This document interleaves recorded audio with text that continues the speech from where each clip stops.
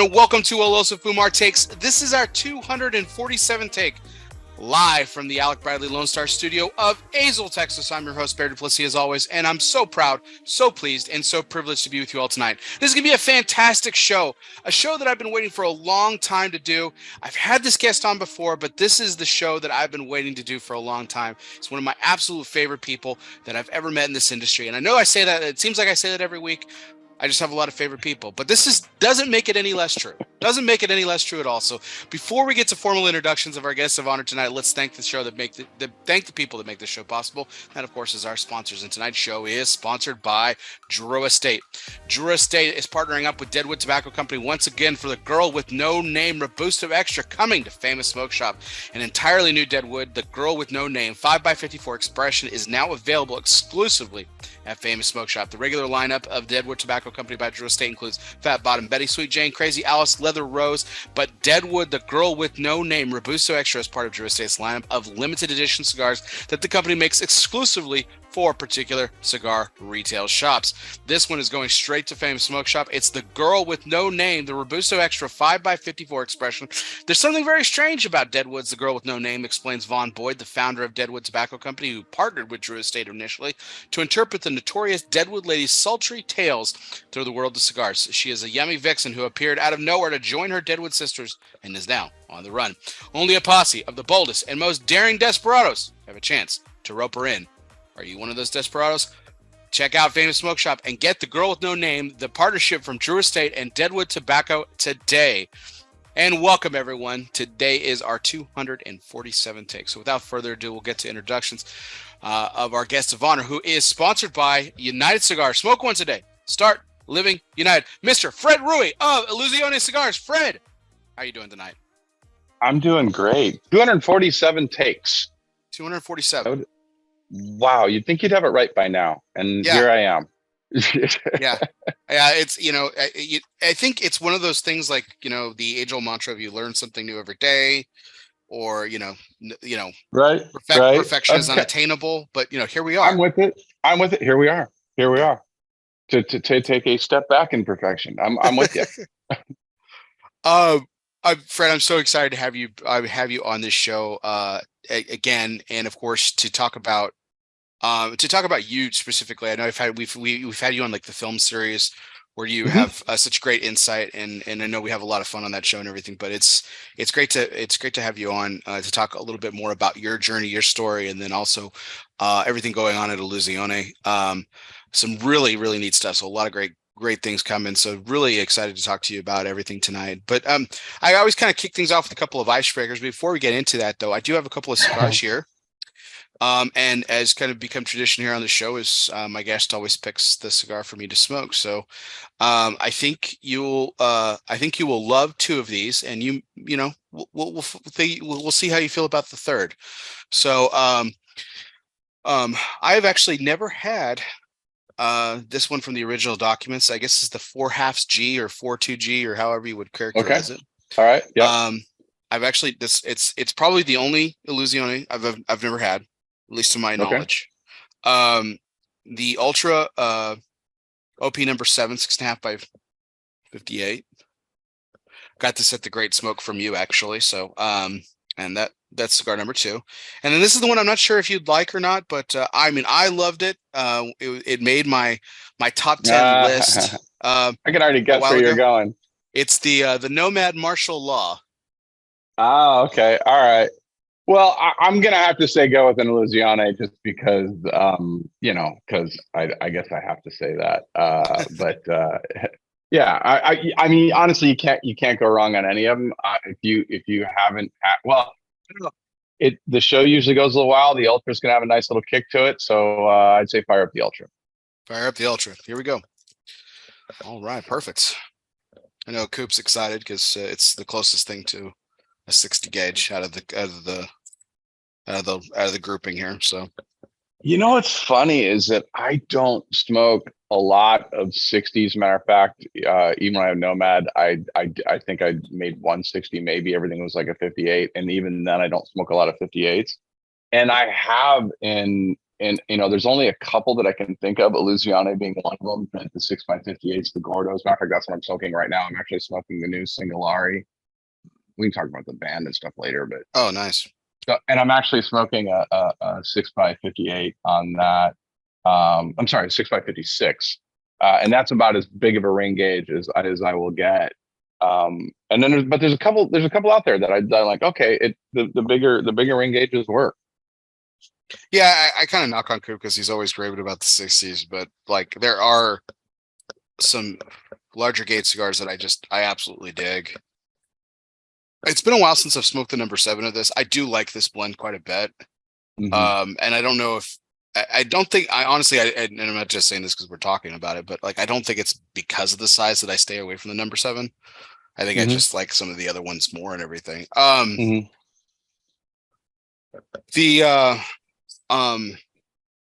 was going to ask, this is the one that you handed me at the Great Smoke. What goes into that decision? Was that a Dion decision? Was that you guys collectively? Was that Abe's decision on what cigar he wanted to be handed out? Like, it was totally our call. It depends on the event. It depends on what we think of the makeup of the audiences a little bit. Sometimes it can really depend on what's available, particularly when you're talking about how many to give out. Like we wouldn't roll into giving out 1,000 cigars of Candela or something when guys aren't necessarily into Candela. So you try to take your best stab at an expression of the portfolio. Sometimes we'll go to medium, ultra, kind of a medium plus. Everything Dion has in the portfolio is for flavor. So some of it's just random. You've been around a long time and had seen a lot of different cigars, and what I like about ended up, with Illusione is that there's just not a bad cigar in the portfolio. And I know that's thrown around a lot, but when you talk to people and you go, okay, Desert Island, you can only bring 5 brands with you, not even single sticks, just 5 brands or whatever. And, look, you've worked in shops. Every rep walking in the shop in their box, they've got an Illusione. It's always been that, that circle of friends, inner circle, if cigar, and part of that was the way, Dion just put the company together, as far as it's not big on marketing, not big on swag, not big on, everything. It's all the focus on tobacco. And so, the spread, there were, even, Cigar Aficionado, I think there's 15 top 25s for that, brand, for that company. So it's just, there's not a bad cigar to give everybody. It's just kind of trying to pick the best one, but they're all good. I mean, they're all solid. And like I said, it's thrown around a lot, but you have to take my word for it. You can ask anybody that, has a shop or any cigar geek,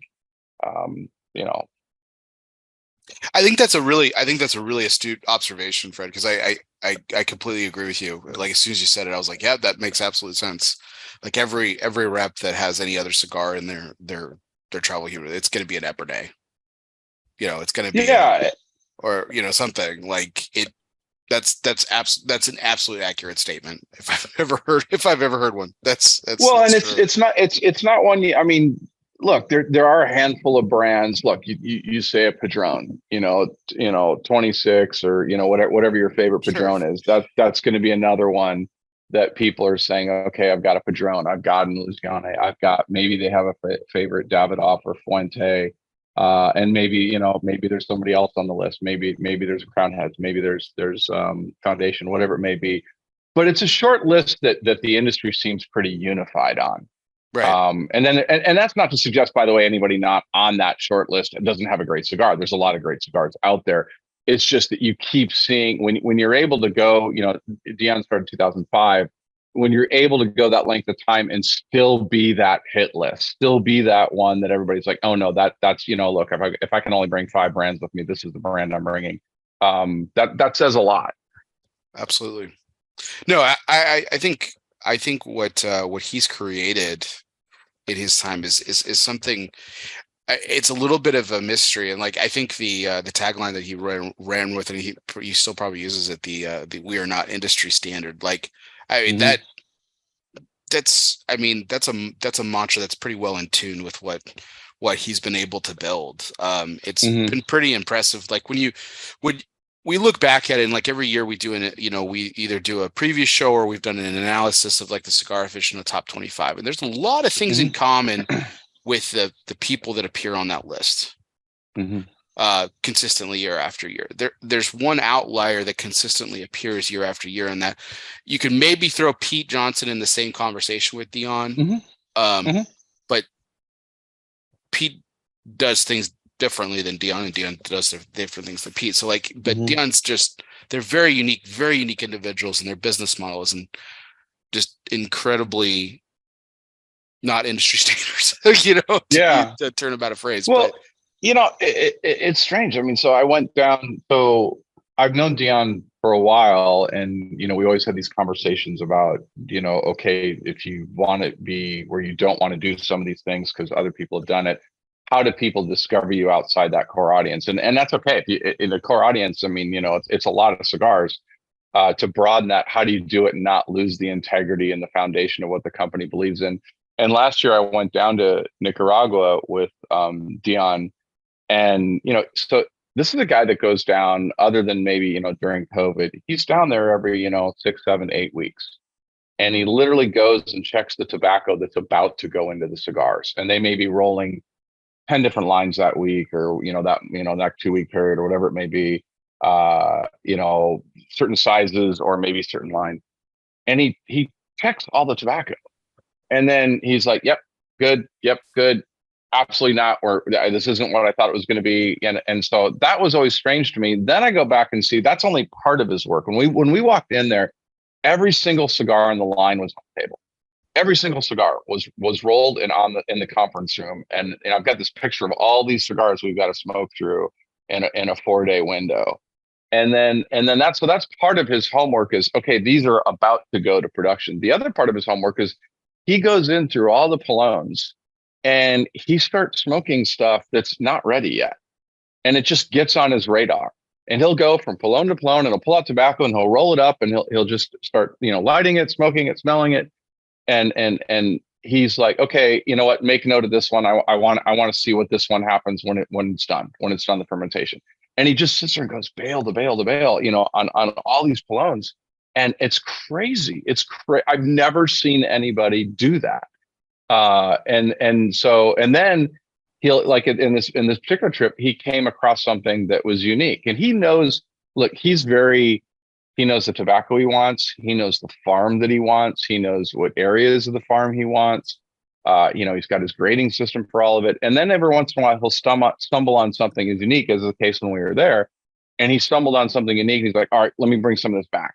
And so we bring it back over to the room, and he starts rolling it with different types of tobaccos to see what it's going to taste like. And we're tasting basically him creating a blend. And if there's anything common in how he does it, as near as I can tell, is that he tends to fixate on a specific tobacco that has unique characteristics, and he builds around it. And he builds around to showcase around that tobacco. So it's interesting to watch him. He's like a kid in a candy store when he finds something totally different, or that's just, got a different flavor to it. And he's like, oh my God, try this. He's like, okay, I got to go play with this. And then he's got to go back and he's got to sit at a rolling table, and he's got to start playing with it. And he builds everything around that way. So to say not industry standard is very, sometimes it's, well, how do you describe that? How do you, is that good? Is that bad? That's not industry standard. I don't see a lot of guys and the Polones looking at tobacco that's not even ready yet to see if it should be on his radar or not, to build a blend around something like that. I just don't see that. It's not saying guys don't do it. It's just that's not a standard. Most guys are down there playing with tobacco that's already ready to go. They may or may not be checking it, depending on their relationship with the factory, depending on their confidence in the factory, depending on how much they want to be involved in the process. And he's involved in every single stage of that. Right. It's interesting to watch. Yeah, he takes, there are different brand owners in this business. There are brand owners that are manufacturers. There are brand owners that are blenders. And I think he's more the latter, and it's not a detriment, I think, at all by saying he's not a manufacturer. He uses factories, and that's fine. But like you said, he he chooses those factories for their precise, for precise reasons and everything. I've got to, I mean, you were on that side of it for years too, Fred. And I know that you had I know that you had a very hands-on approach too as Mm-hmm. well. Mm-hmm. I know you well enough to know that you wouldn't put yourself in the class as Dion, same class as Dion. But what have you learned just by watching his process? Yeah, I mean, I definitely wouldn't put myself in a class. Matter of fact, I mean, when the announcement first came up, was just over a year ago. Everybody's like, "You're going to blend a cigar with Dion," and I'm like, "God, no! I would just fuck it up." One, I don't think multiple people can blend a cigar. I think it needs to be one person's vision, and two, his palate and skill set is so much different. So, what I've learned is basically how patient he is in the process as far as the discovery of it, and how much he focuses on specific farms and specific areas of farms and specific tobacco that's not even done fermenting, how much he spends in that process, and how he's very unwavering. And it's a pass fail. It's not, there's no it's good enough. He'll have stuff that he's like, nope, this isn't it, it's rolled, it's not exactly what it's supposed to be. And you're smoking it and you're like, it tastes great, I mean, it's good. No, it's not right. So I keep saying it's, I think it's his greatest skill set, and it's also a little bit of his detriment, because I think some stuff could go through that, probably would be just fine and nobody would notice, but he knows what he wants, and it has to be on the nose. And he chases specific tobacco. To point, the new one coming out that's literally just being released right now this month is the new Habano cigar. Mm-hmm. And so this is a Habano that is Dion's interpretation of a true Nicaraguan Habano. To get that tobacco, AJ has that tobacco. AJ grew that Habano. And so that meant for Dion going to AJ and buying this tobacco there, and actually he rolled it at the San Lotano factory. That's where it was done. So that's where Dion, blended it, had the tobaccos he wanted, sourced it through AJ, and rolled it at the San Lotano factory.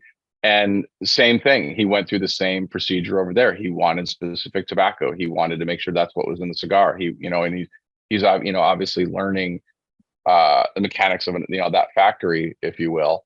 But he, to watch that process, and so for him to go to another factory to see, because he wanted an expression that he couldn't get out of Aganorsa. And look, I think if pound for pound, you put factories against each other, Aganorsa, there's not a bad cigar in that factory. I mean, you look at the brands that are out of there, and they're solid. They've got some great tobacco, but for what he wanted in a Nicaraguan Habano, he had to go where he felt the tobacco was the best to serve his needs in that blend. And so, in a long way to answer your question, it's that patience. It's that when we found some tobacco that he liked, we rolled them, we brought them all back home. We've been smoking for the last several months and now he's back, he's already done. So that was December. I think he's done 3 or 4 iterations, to that since he's been back there on tweaking that blend as he goes along. So it's just interesting to watch how meticulous somebody can be in that process. And I have to say that I was not that attention to detail. I mean, I would roll it, I'd have the cigars, and I'd have the different tobaccos and blend them and go, that was it. But I can't say that, on necessarily reruns and revisiting blends, that I was constantly going back and checking the tobaccos for what was going to be rolled that week or anything like that. I was not that hands on it. And it's not it's not an industry standard. It's just not, but he knows what he wants. Just to I want to go on this line for just one more second, but I wanted to confirm the cigar that's being released this month is the Illusione Habano. That's what it's called, correct? There's not a different name. Yeah, so it's actually part of the original documents line. So we're actually doing that's the first repackaging of Illusione is under the original documents line. So the Habano is a new addition to that line. Ultra was moved into that line. And so Habano is the new one on there. Matter of fact, the branding is new. So like this is a lot of what you'll see. And the bands look very similar. I don't know. The band's hard to see because this one's a little bit smaller ring gauge, but So they're all different colors. I don't know if you can see that or not. Yeah. Yeah. Yeah. So There's a little bit of glare, but you can see it. Yeah. yeah. So this is the new branding. So this would be the Ultra. The Ultra is black, and so that the everything else is a different the different Habano's original. brown, right? Like a brown to it. The wrapper is, yeah. So the which people are familiar with the MJ12. So the silver foil, which is the Corojo, is Right. there. The Habano actually has in that size, even though we've standardized the size. So now they're going to be Corona Gordos. They're not MJs. They're Corona Gordos. So we one of the things we did in listening to the retailers, that Dion listened to the retailers and decided to make it a little bit easier on everybody. It was all the numbers and letters got a little bit confusing. And in reality, those are numbers for sizes. So, 888 being a Churchill and stuff like that. MJ12 is a Corona Gordo. Now it's called a Corona Gordo. But one thing we didn't lose in that process is the foil. So the Corojo still has Thank silver. goodness. The Habanos, yeah, I know, right? That's the first thing I said when I'm like, do we? Because first I'm like, well, maybe we leave the numbers in the box while we're doing this. And Dion was very much a pull off the Band-Aid, and he's not wrong. But I'm like, I just remember, calling like, please, for the love of God, tell me you're leaving the foil on the Corona Gordos. And he says, yes. So the Ultra is actually purple. The Maduro is black. The Corojo is still silver, and the Habano is blue in the Corona. Blue. Corona Gordo. Okay. Yeah. Cool. Yeah, I want to get into this a little bit more in detail later because I do have some questions around it, which we'll go into our tonight's major point, which is always brought to you by the people. Yes, cigar people, the people who know everything about a lifetime of service. Protocol Cigars is more than just pool parties and good times. Well, maybe it is, but behind the fun. That's most of it, though, right? That's most of it. Behind the fun is a motivation for service, a motivation for giving back. From the original Protocol Blue to the latest release in the Lawman series, Phoebe Cousins' Protocol has always been about honor, passion, and yes, the people. It's what their life's work has been and always will be about. Power of the P, Protocol Cigars. So, Fred, let's take a step back here, just a couple by a few years here, and talk about how your journey into cigars in general and everything. And I think it's been told on a number of platforms and everything, but one of the things that I found pretty unique is going back into just your background is just like how of a well-rounded person you are. There's a lot of layers to Fred Rewey. I mean, you're an author. You are you've had success in the financial world. You've had success in the marketing world. You ride motorcycles. You've acted in films. There's a lot of things that you've done in your lifetime, and I mean, it's a life well lived, and it feels like it's not even halfway over. But even though we had, I'll recant a story about one time when I learned how old you were, because I thought you were pulling my leg. And it was because of, you told me the age of your dad too. We'll get to that in a second, everything. But everything that I kind of found before Nomad started, everything was like a couple of your books, including the Cash Flow King and everything. Was that was like the crisis in '08 and everything, and you really helping out people in that regard and finding your way out of it? Was that an especially challenging yet rewarding time on what you were able to do for business owners and entrepreneurs like yourself? Or how did the Cash Flow King come about? We'll talk about Be the Lime here in a second, but yeah, so there was actually winning the Cash Flow War, but that was actually before '08. Okay. So that was after, I want to say that was 2004. I wrote it. I think it came out in 2005, but I'm not actually, I don't really know. Right around that time. But honestly, that was me post 98 to 2003, really finally having my shit together financially. And so largely it was written as a give back to, I'd always said in the time, I remember being on the whole book tour on it and saying, look, there are two things they don't teach you in school. They don't teach you about money, and they don't teach you about relationships. And I'm not the guy to teach you about relationships, but I can give you a head start on money. So the book was really written for high school and college kids. And then a college took some of it for a curriculum standpoint. And I ended up actually donating books and time to speak to high school seniors and some college kids on that book. And the idea is just, look, here's a soup to nuts on what you need to know about finance. It's all the stuff that you wish you learned in school. And if you could just grasp some of it, and look, I get it. When everybody's young and act the same way, you just think you got a million years. But if you could go back in time, there are just small things you would do at that age that would just change everything financially going forward. And so that's what that book was for. When '08 hit, it kind of had a revision on some of that, but that was for different reasons. I mean, '08 was crazy. '08 was weird for me. I mean, '08 was like, I had a lot of eggs in predominantly just a couple baskets, and all of a sudden didn't have, a lot to do. I mean, the real estate had crashed, and the market was wild, and so I really had to kind of reinvent certain things in '08, and it was an awkward period because you're almost kind of stripped of your identity a little bit when you're used to doing, if this is what you're used to doing all day, and all of a sudden that gets taken away from you for whatever reason. It was a weird identity crisis, and I was, we had a house in North Carolina. We'd just come back from Italy. We're in North Carolina, in the middle of nowhere. Probably not the best place to be when you're not depressed, but you're borderline depressed, because you're like, well, who am I? What am I doing? What am I getting up in the morning? What do I do after I have a cup of coffee? And so that was something that revisiting that, going, okay, got to find something else to do. I had a guy that I knew a long time ago that was involved in a lot of different things, and he just basically said, look, sometimes it's just time to get a new horse.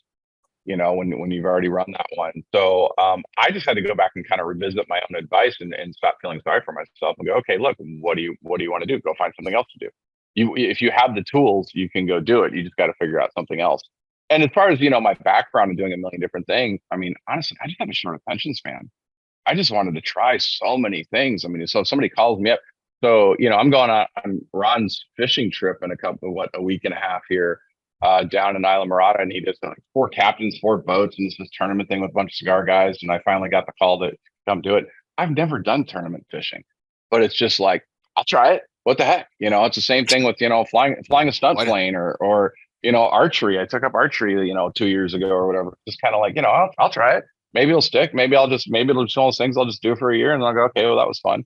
It's kind of like when I did, what do you call that thing when you go to zip lines?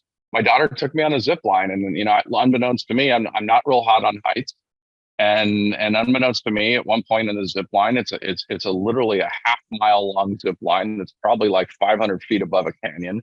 If she'd have told me that was there's no way in hell I would do it. But now I'm committed. I've already gone on a bunch of the other zip lines, and I'm there, and I'm like, well, okay, so I did it. Will I do it again? No, there's no friggin' way I'm going to go up on a zip line again. But it was fun, and I'm glad I did it. So a lot of the things I did were just because I just want to try it. Just to, it's not even a bucket list item. It's like, why not try new things? And that's how you discover, things you're going to enjoy to do and things there.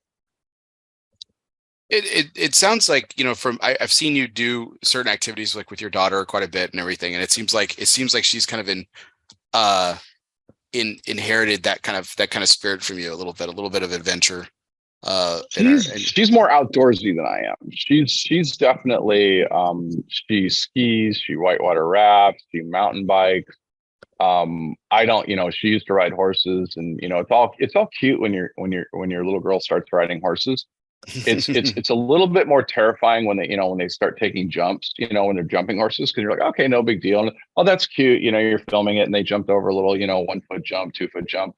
When they start the jumps get higher and higher, and the jumps are almost as tall as you, and now they're on this beach jump. It's like, yeah, it's terrifying. So like, she skis now, and she's a really good skier. She lives out in Salt Lake, and it's like she talks about jumps or skiing through trees, and it's like, I don't want to know this. I really don't want to know this. Did you have a good day, sweetheart? Thank you. All right. Yeah, cool. Exactly. Did you wear a helmet? I mean, yeah. So she's definitely has the outdoor bug. She's very much an outdoor person. She camps. She'll go camping. She'll live out of the back of her Subaru for a week out in the middle of Moab. I mean, she's crazy. Yeah, and I know, Tracy's followed you all over the world too. That she's helped a lot of people along the way. Because I remember listening to a podcast or a radio interview or something. Both of you were on. This was like early aughts or something like that. Mhm. And like, because she was involved in real estate too, right? And she's also in the finance world and everything like that. So I think what's been really great too is it's allowed you guys to kind of live this really fantastic life where you've lived all over. Where I remember hearing one time when someone asked like what's your favorite place on earth, and you were like, I know I'm, as a person in the cigar industry, I know I'm supposed to say someplace in Central America, but Florence is like Florence is it still Florence? Like if you had to pick all the Yeah, places. yeah. I mean, I gotta say, I mean, if I was to name, but what would be in my top five right now? I mean, Florence, Italy, I love. I did really like Antigua, Guatemala for different reasons. I loved following That's you while you lived there, man. I just the that pictures was alone was awesome. Yeah. I mean, it's like 5,000 feet elevation. It's like San Diego weather all the time. They've still, despite being a massive trek for tourists to go through it, it never really quite felt like that because they still maintain a lot of their culture. So that was a really cool city as well. I don't know, but yeah, those are probably still my top two favorite. I did How, like Bruges. I went to Bruges like 2 years ago, and I'm like, that was a pretty cool city, but I need more time there. how did you like land, like for instance Guatemala, like how did you guys land on it? Like, hey, we're gonna spend what were you guys there, 6 months, 8 months, a year? Yeah, yeah. So what? Yeah, it was. I was. Oh gosh, like 9 months. I think we were there. So that actually happened, and as a lot of things, and certainly in the last since 2010, 2012, or even a little bit before. A lot of them came, cigar industry things. They were just people that I met in the cigar industry that say, "Hey, you got to check this out." So I remember the conversation because I believe it was Tracy's birthday, and James and Angela Brown from Black Label were over with us at the week in I think it was in San Juan del Sur, and we were talking about they're very well traveled as well too, and they've done Yeah. a lot of really cool experiences. And we were having a conversation, and they said, "Oh, you need to check out Antigua." And I'm apparently a geographic idiot because I'm like, I'm not real big on islands and beach type thing. And it's no, we're talking about the city in Guatemala. And I'm like, okay, I have no idea what you're talking about. So, so I don't remember how it happened, but Tracy booked us a trip there for my birthday. And so we had this house in Antigua for my birthday. And then my sister flew down, and her husband flew down as a surprise. And then we all hung out for the week. And then Tracy and I just loved the city, and we're like, okay, so let's go back. So the next year we went back for like 9 months. That's awesome. That's awesome. You know, um, just to go back and everything. So what I know that you built a lot of relationships in the cigar industry prior to like even launching the brand of Nomad, and then that obviously built a lot of relationships in that too. We're gonna get to your morning coffee sessions with Avo Uvasian here down here on the road a little bit. But what kind of led to the creation of Nomad? Was it this sort of tension span thing? They're like, hey, I think I can get a crack at it, or was it a little bit more deeper and a little bit more serious for you? Like, No, it was not serious. It was literally like the kid in the Make-A-Wish Foundation that thought, "Hey, I want to try and do this." So it was no different at the time really than, picking up archery or, picking up, I don't know, paddleboarding or whatever the heck it would be. It was just like and it really was Avo. Avo was the one bothering me about it for years. I say bothering, that's probably not a good word, trying to influence me. And I literally remember always sitting in front of Jeff's shop, around 2005, 2006. And I was like, when are you going to start your own cigar company? And I'm like looking at all the cigars in Jeff's shop going, what last thing we need is another cigar company. And so he convinced me to go down the Dominican Republic just on a trip, which I thought was just kind of for fun. But then all of a sudden we ended up in a factory, and he was introducing me to different people and tobaccos and things like that. So it really was just it's no different than when some guys go down on a cigar safari type thing, or go down to Drew Estate, Perdomo, any AJ's, any of those places, and they kind of get to blend their own cigar. Hmm. And that's really all it was. And then we're smoking it, and it seemed really good. And I thought, well, you know what? Maybe I'll go ahead and I'll import it, and I'll see if I can sell it and see what it is. And so I shared that experience with people in the cigar industry that I got to know, because I was always that just cigar geek, just like everybody else is. I'm still mostly a cigar geek. I just happen to have a job that also is in the cigar industry.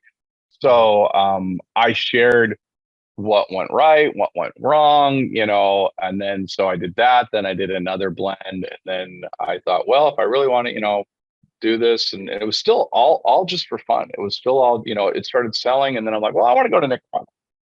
So then I went to Nicaragua, and Noel Rojas showed me around and showed me a lot of tobacco there. And that's when we ended up, just by accident, we'd, picked out some cool tobaccos. We had found one bale Lajero that was really neat. We went back to his house and we got some other tobaccos. We were playing with it and came up with, which became the Esteli Lot 1386. That was the LE, because we couldn't make anymore. We only had one bale of that Lajero that was very different. That was after an all morning of smoking all these different Lajero stuff, which I could not get to lunch fast enough because we'd gone through a lot of Lajero. And then that came out. And then I thought, okay, well, if I'm serious about doing a production cigar in Nicaragua, who do I like and what cigars do I like? And I was a big fan of AJ San Latano Oval. And so I thought, well, I want to do a cigar with AJ. And I'm an idiot at the time. I don't realize that it's not like AJ was putting out cigars for other people. He was doing his own. He had the catalog stuff, but he wasn't doing a lot. So I got a meeting with AJ, and it was very clear that he wasn't going to make me a cigar. At least that was my impression of it. And talking to him, and Chris was with him at the time, and they were going through the motions of the meeting just to be polite. And I mean, which was nice. They were very respectful, and AJ was throwing me softball questions. And I didn't know that the only person that I know of at the time that was even in that factory was Kendall Culbertson, that had Outlaw Cigar. And he was the only one that I know that was actually in there making cigars. And so it's getting close to the end of the meeting. Like the amount of time that they had to put into this meeting is over, and because of who set it up. And AJ says, well, what are you thinking, for sizes are you thinking of doing? And I'd already got the lecture of there's only so much good tobacco, and we're full production, and blah, blah, blah. You're a small company. You're just coming over here. And I remember thinking, just being an absolute smartass, but trying to just rely on humor, which is what I usually do. AJ asked me what I was thinking about sizes, and I knew he had the San Latano Oval, and I know nobody else could make that or would make that size. So I literally looked him dead in the eye. I said, I'm thinking of making an oval. And he looked at me like, who the hell is this guy? And then he realized he was joking, and he's like, screw it, let's go make a cigar. So I ended up with, like, flash forward so many years, and I ended up with 8 different blends out of there. And AJ was absolutely like the coolest guy to learn from on that. I mean, he was talented, knows tobaccos, had no problem. I've shared the Omotepe story a million times, so I won't bore everybody with that. But had no problem forcing me into learning something. And I remember when I would do blends, and I'd have blends, and I'd have them, and I'd bring him at the end of the day to his office, and he'd smoke it, and he'd look at the blend, and he'd scratch stuff out and hand it back to me, and go, no, you need to change this, you need to change that. And I remember the one time that I gave him a blend at the end of the day, and he looked at it and he says, that's a very good blend. And he hands me back the piece of paper without anything written on it. And I felt like the 5th grader that wanted to put it on the refrigerator with a magnet, that like you got dad's approval or something. So yeah, he was great. He was great. I mean, super talented. I can't say anything bad about that relationship at all. It was just a lot of fun. So the whole progression of it was really just, it was like a hobby that just kind of blew up. And again, all the while still, talking on shows or sharing on social media, and, the good, the bad, and the ugly of things that, that went wrong that I did. Everything I thought that would be easy about the industry was hard, and vice versa. Just having a good cigar is not good enough.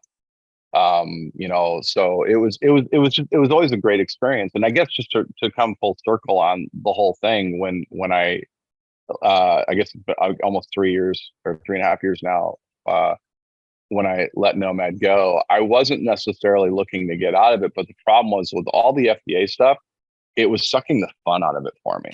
it was always a fun experience going on. I loved blending. I loved talking about cigars. I loved handing out cigars, you know. And so to me, the FDA was just sucking the fun out of it. So I just finally just kind of thought, well, you know, I wasn't looking, and Chris and Kyle called me up and said, hey, you know, would you think of selling Nomad over to us?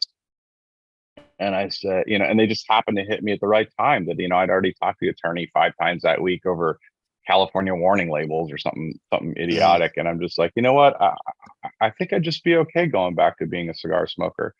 You know, and just, you know, I loved it and met a lot of people. So I did let that go.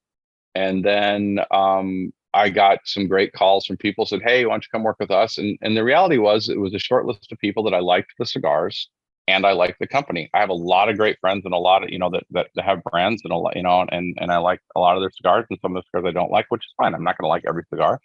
But it was a pretty short list. And so last year at this time, I had declined stuff. And last year at this time, and Dion and I had talked for years, and Dion called me February when I was in DR. I was filming the Final Puff episodes because I just needed something to do for fun.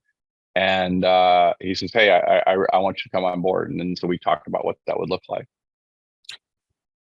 It's awesome. Yeah, I think, you know, I remember the last trade show that we were at together with you, head of Nomad and everything. I remember that conversation being very different than any of our other conversations. You've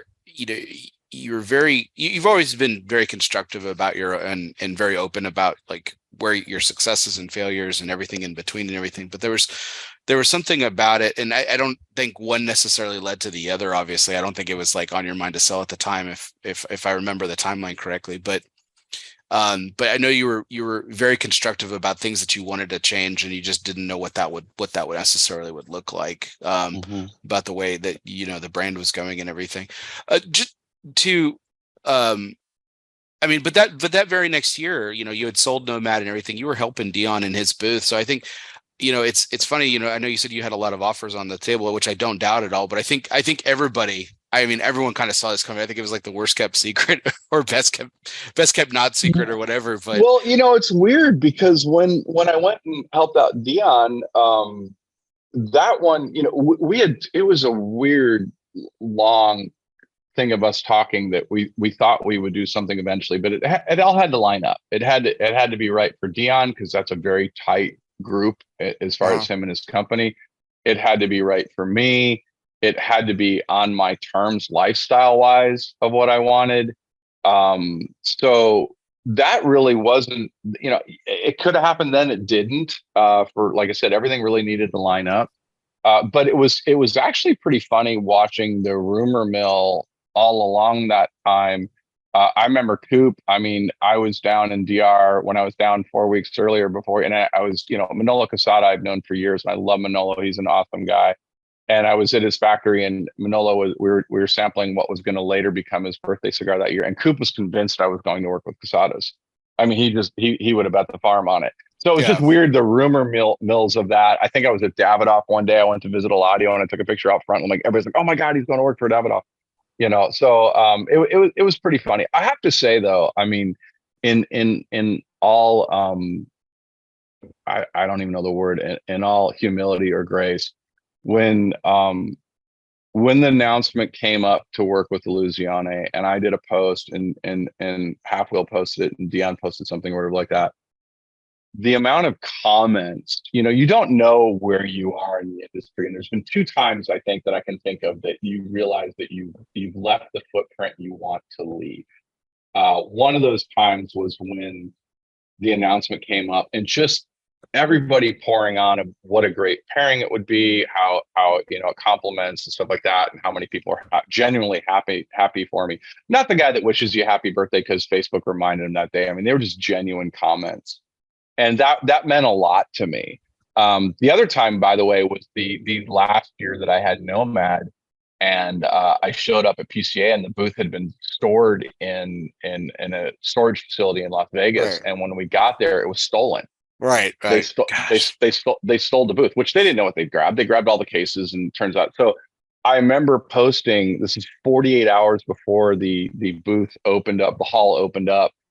and I did a post about it being stolen. And again, when you realize that look, I don't say anything bad about anybody. I have a lot of respect for everybody in the industry. And I did this post of not having a booth, that it was stolen. And I don't know how many companies, like the heads of companies, sent me a message privately saying, what do you need? I've got a graphics guy here in Vegas. I've got somebody that can set up this backdrop booth thing for you, do this, whatever. And literally within 48 hours, I had a whole back wall with my graphics on it because of those people. And I just don't know anybody that do that. Most people just say, hey man, good luck. Display case, furniture. I mean, yeah, it was definitely thrown together, but it didn't, and that, I think that's a credit to everybody, because I mean, it was obviously different than what you had in years past, but it wasn't like it was thrown together, but it wasn't thrown together. You could tell that. Yeah, no, it worked. Well, the furniture was the only thing that was, I think, the constant. That was the only thing that was already going to be rented and out there and stuff. But the whole back wall and everything else, and the display cases worked great because I already had different display cases. They were just different display cases, and put all the stuff in there. And it was the year, unfortunately, I had a larger footprint. So that so it actually worked out well that I had, because otherwise I would have been like, okay, it's a big open space, and it all worked out well. So like I said, there's times when you realize, you've done the right thing and you've treated people the right way when they're willing to go out of their way and do, what do you need? And I was really humbled by both those experiences. Yeah, I think the one of the things that I was like really worried, because like Fred, I've been a fan of yours for years. I was a fan of Nomad. I was a fan of your brands. I've really just enjoyed you as a person as well. And like, I think it was that conversation that we had the next year where you were at Dion's booth, but you weren't officially part of the company. You were just helping him out. And I remember a bunch of us were talking afterwards, like, oh, look, where's Fred gonna learn? I was like, guys, I'm kind of worried that he's not coming back, like in official capacity. I think he'll always be connected, because like it never felt like you left, right? Like you were, and I think that's one of the biggest successes that you had, is that like you really did have a 3-year absence officially from the industry, but it never felt like you left.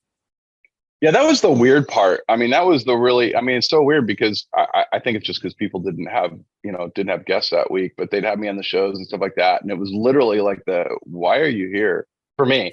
I mean, it's just kind of like, it's just, so I remember when the Illusione thing hit, and then all of a sudden it lined up in normal shows. It's like, well, finally I have a reason to be on one of these shows. Cause it really was, just an excuse. And actually I have to say that, Lito Gomez, actually, I was at an event, I don't know, probably it was before Illusione. So it was during that period. And I was at a cocktail party, and I just walked up and said hello to Lito. And then I was kind of exiting because he was with a bunch of people, but I just, kind of one of those flybys. We just go, hey, Lito, I just want to say hi real quick. And then I start walking off, and he grabs me and he introduces me to these people that were some people in the DR government people or whatever they were. And he introduced me as, he said, Fred, this is Fred Rewey. He's probably, one of the truest ambassadors of the cigar industry or something like that. And I remember walking up thinking, if that's what I have to be, I'm okay with that. I mean, I was okay with it. And it was kind of a little bit, probably what planted the seed a little bit of doing the Final Puff interviews, where I thought, well, if that's kind of my pseudo role, which doesn't pay anything and doesn't really do anything, what could I give back? So I still kind of had this piece after Nomad and all my experiences and getting to meet all these people. I wanted to give back. And so when I did the interviews for the Final Puff, I in my mind, and the only person that knew about that, by the way, was Matt Booth, because I was in Spokane, Washington for the summer, and Matt and I would hang out like at the lake or whatever. And I told him, I'm like, I've got this idea for a show. And he says, oh, you're going to do a cigar show? And I'm like, well, no, because I said, there's a lot of guys really doing cigar shows well, but I got this idea of doing these interviews. And I said, because I've been to dinner with Lito and Hanky and Nurka Reyes and so I thought, I think I could do a sit down interview with these people that is very low key, not what's your latest cigar you're releasing and things like that, and talk, half about their life and half about cigars. And so that was kind of the seed that planted for that. And that was kind of I guess that ambassador type role was to go to just to give back. There weren't any sponsors. There wasn't, there was no revenue. I paid for the whole thing myself. The only thing I got out of the deal was some free shirts from Untuckit that said it. Found out I was doing this. Hey, can we mail you 20 shirts and you can wear our shirts in the show? I'm like, yeah, that's fine. I'll take free shirts. And so I'm really proud that if somebody is smoking a Fuente or whatever and they want to, hey, did you see this interview Fred did with Carlito? I'm like humbled by the fact that Carlito is floored by the interview, the fact that he gave me the attention and that he loves it. He plays it in Banao. It's actually in the Hemingway house on a loop. Just how much he thanks me every time he sees me. He's like, I've got something to give my family that people can see me, because he didn't do a lot of interviews that way. Right. And so that's when I step back and go, wow, okay, this is a gift to cigar smokers, that hopefully they get a little piece of what I got out of the industry and what I got getting to know these people. And that was fun. It was a lot of fun. Yeah, I took a lot of inspiration from our conversations over the years in cigar shops, Fred, to translate over to this show, because I think we talked a lot about cigars. We did talk a lot about Nomad, of course, over the years, but I think it extended well beyond that.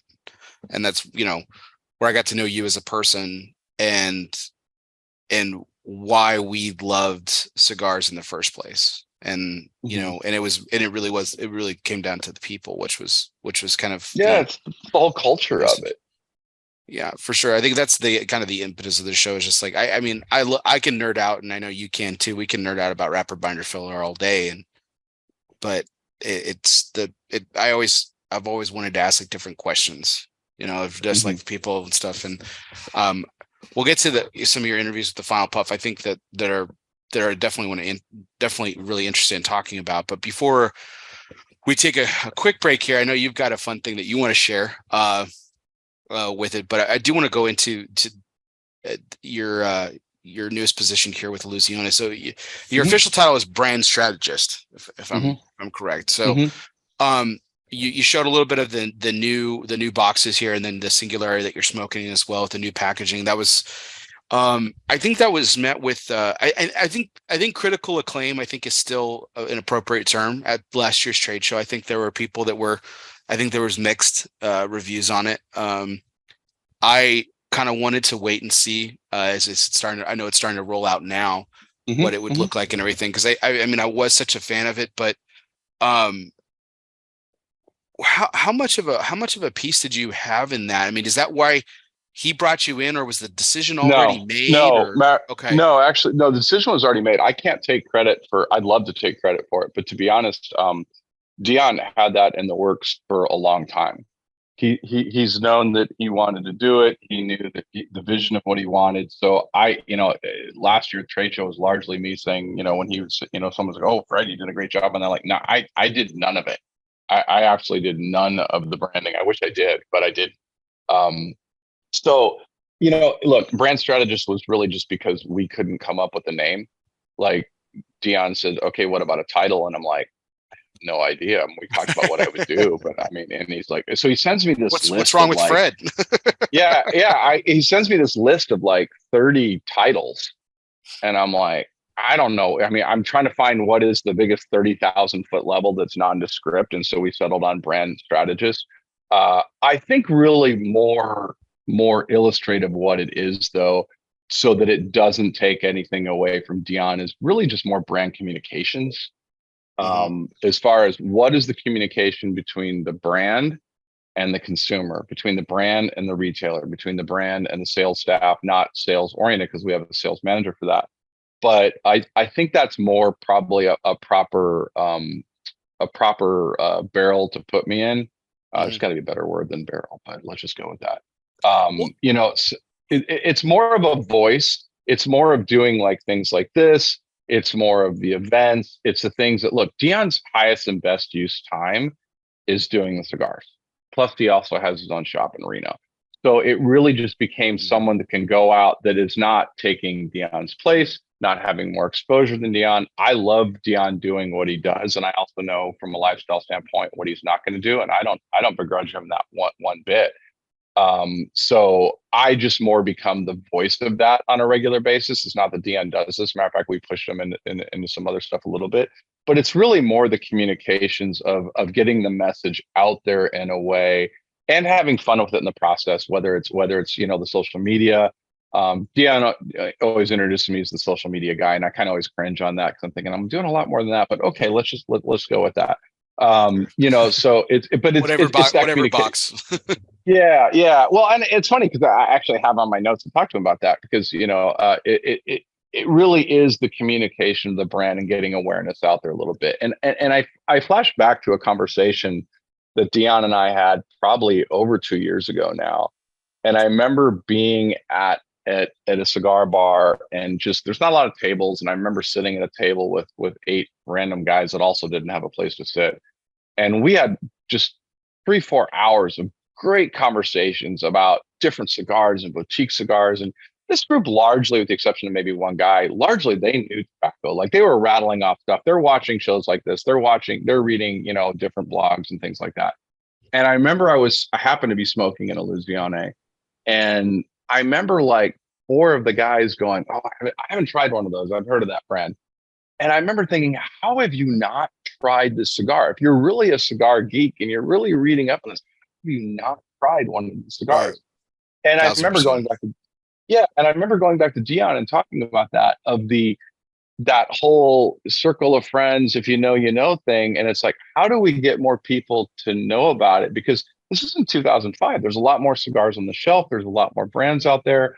I've always said that marketing plays a bigger part of this industry than most cigar makers are willing to admit. And I'm not saying Dion, I'm just saying as a general category. Mm-hmm.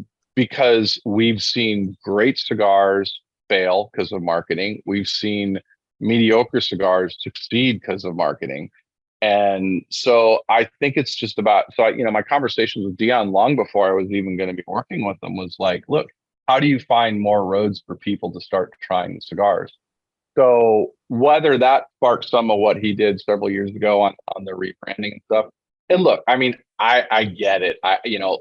People that are already in that circle are like, hey, I don't like change, man. I like the numbers. I like the letters and stuff like that. I get it. And trust me, there's a fondness for me too. That's like, hey, I like my 888. I like my Crow 888. The reality of the situation is that there's a lot of retailers that are fairly hands-off. They don't walk into a humidor. I've seen you work the humidor. I've seen you in a shop, and you do it right because you understand that your job is a concierge for that person to help them find their cigar and help them find a cigar that they may not know about that's going to be a great cigar for them. But there's also a lot of retailers that don't do anything. They sit behind the cash register. They never walk into the humidor. They're never helping their people. And so you're left to what's on the shelf. And so if I was to objectively look at, Illusione and some of the brands out there, one, a lot of brands have gone through the repackaging already, and it just gets lost on the shelf. Now, imagine I only hear the name Illusione and I walk in and I'm like, somebody told me to pick up an Illusione, and I walk in, I'm like, well, do I want a C4L17888? So there's confusion there. So I think this is really what retailers have been asking for a long time. Mm-hmm. And most of the response we got from retailers were, thank you for giving us something. The new presence is great. The color coding, the coins, the block, if you will, which we have a block of the OD, and the reimagining and repackaging of the other ones to just pop off the shelf a little bit more. Singolari, which was an annual blend, comes out to a core, a blue box. So, sitting on the shelf, it's just a lot easier to see that and identify it and remember it, and that's the thing. What can people remember?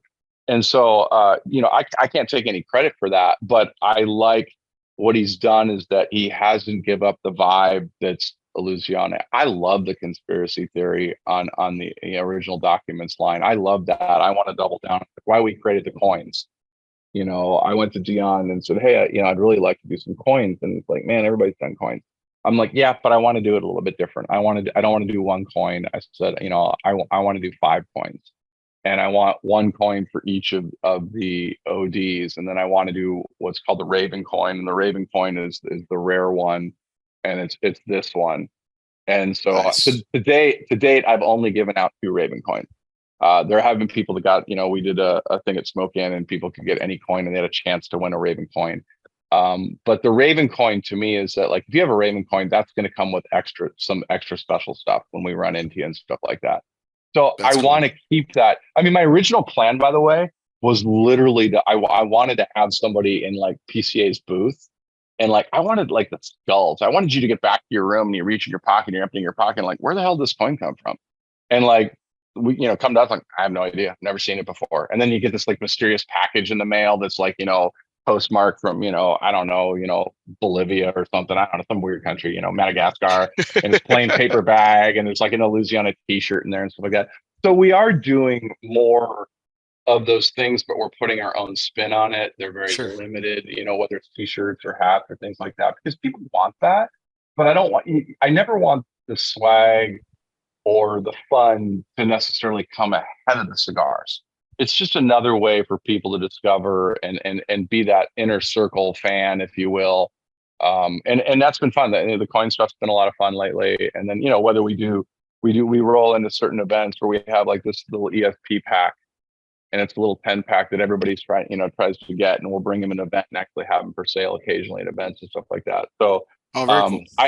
I love that. I love that vibe, and I don't want to lose anything that built him in there. And I really think with the new graphics and stuff like that, he still holds on to that. Just makes it a little bit more accessible for everybody.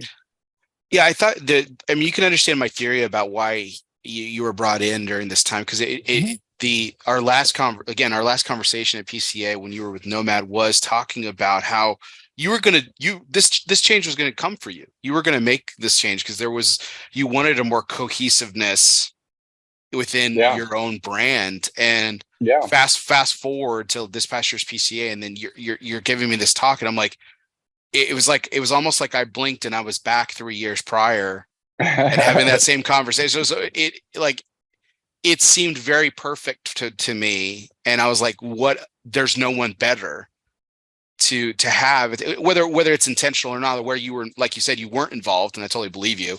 And this was all spearheaded by him, and he's given the retailers what they've wanted for years. You're the perfect person for it, regardless, because you understand the plight. Yeah, and I think that's why he thought the timing was right. It made sense, because it would have been much, he's going on to this new thing, and he's like, okay, I'm gonna need somebody to help bring that message out, and with all that. And so I think that's when things lined up for both of us, because I think it would have been a little bit tougher, without some of that. It doesn't mean it couldn't be done, but I think it makes my job easier. No, definitely. I do like it from a retail perspective, because I think, to your point about my time in retail, one of the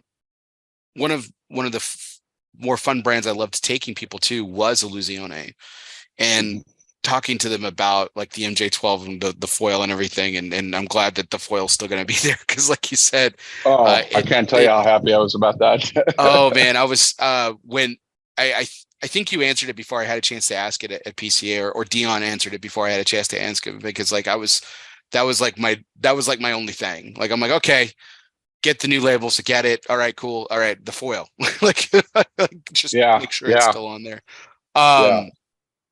It just seemed it's one of those things. It was one of the iconic things about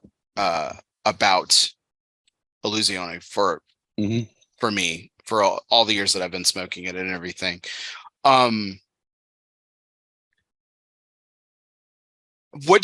guess what you all lose in the mystique, because I think there was a lot of mystique behind it because of the numbers and the letters and things like that, and the hidden meaning, and it was like an inner circle of people who know. And I think it's becoming more inclusive, which I think is obviously the goal and everything. Even though you guys are losing that to a certain extent, I think that what you gain by bringing more in will ultimately be ultimately be the reward, I guess, just because more people will be introduced to these great blends that have been introduced to the inner circle, if you will, over the last decade plus. Yeah, and look, there's still a lot of hidden stuff in there. There's still a lot, even with the new rebranding. So, the trick now is for me to figure out how is that message. And Dion and I have some cool stuff we're doing next month that's going to get that out there in a way that explains different things to people. But there's still, I mean, it's not, everything he does, Singularity and stuff like that on there, which was an annual blend that became a core blend. I mean, so it's basically, I was like, oh, he's got an owl on there and stuff. Well, the blue and gold packaging is a tribute to the owl of Ramses, who the owl of Ramses basically is the owl slapped Ramses in the face and got banished. The owl was banished.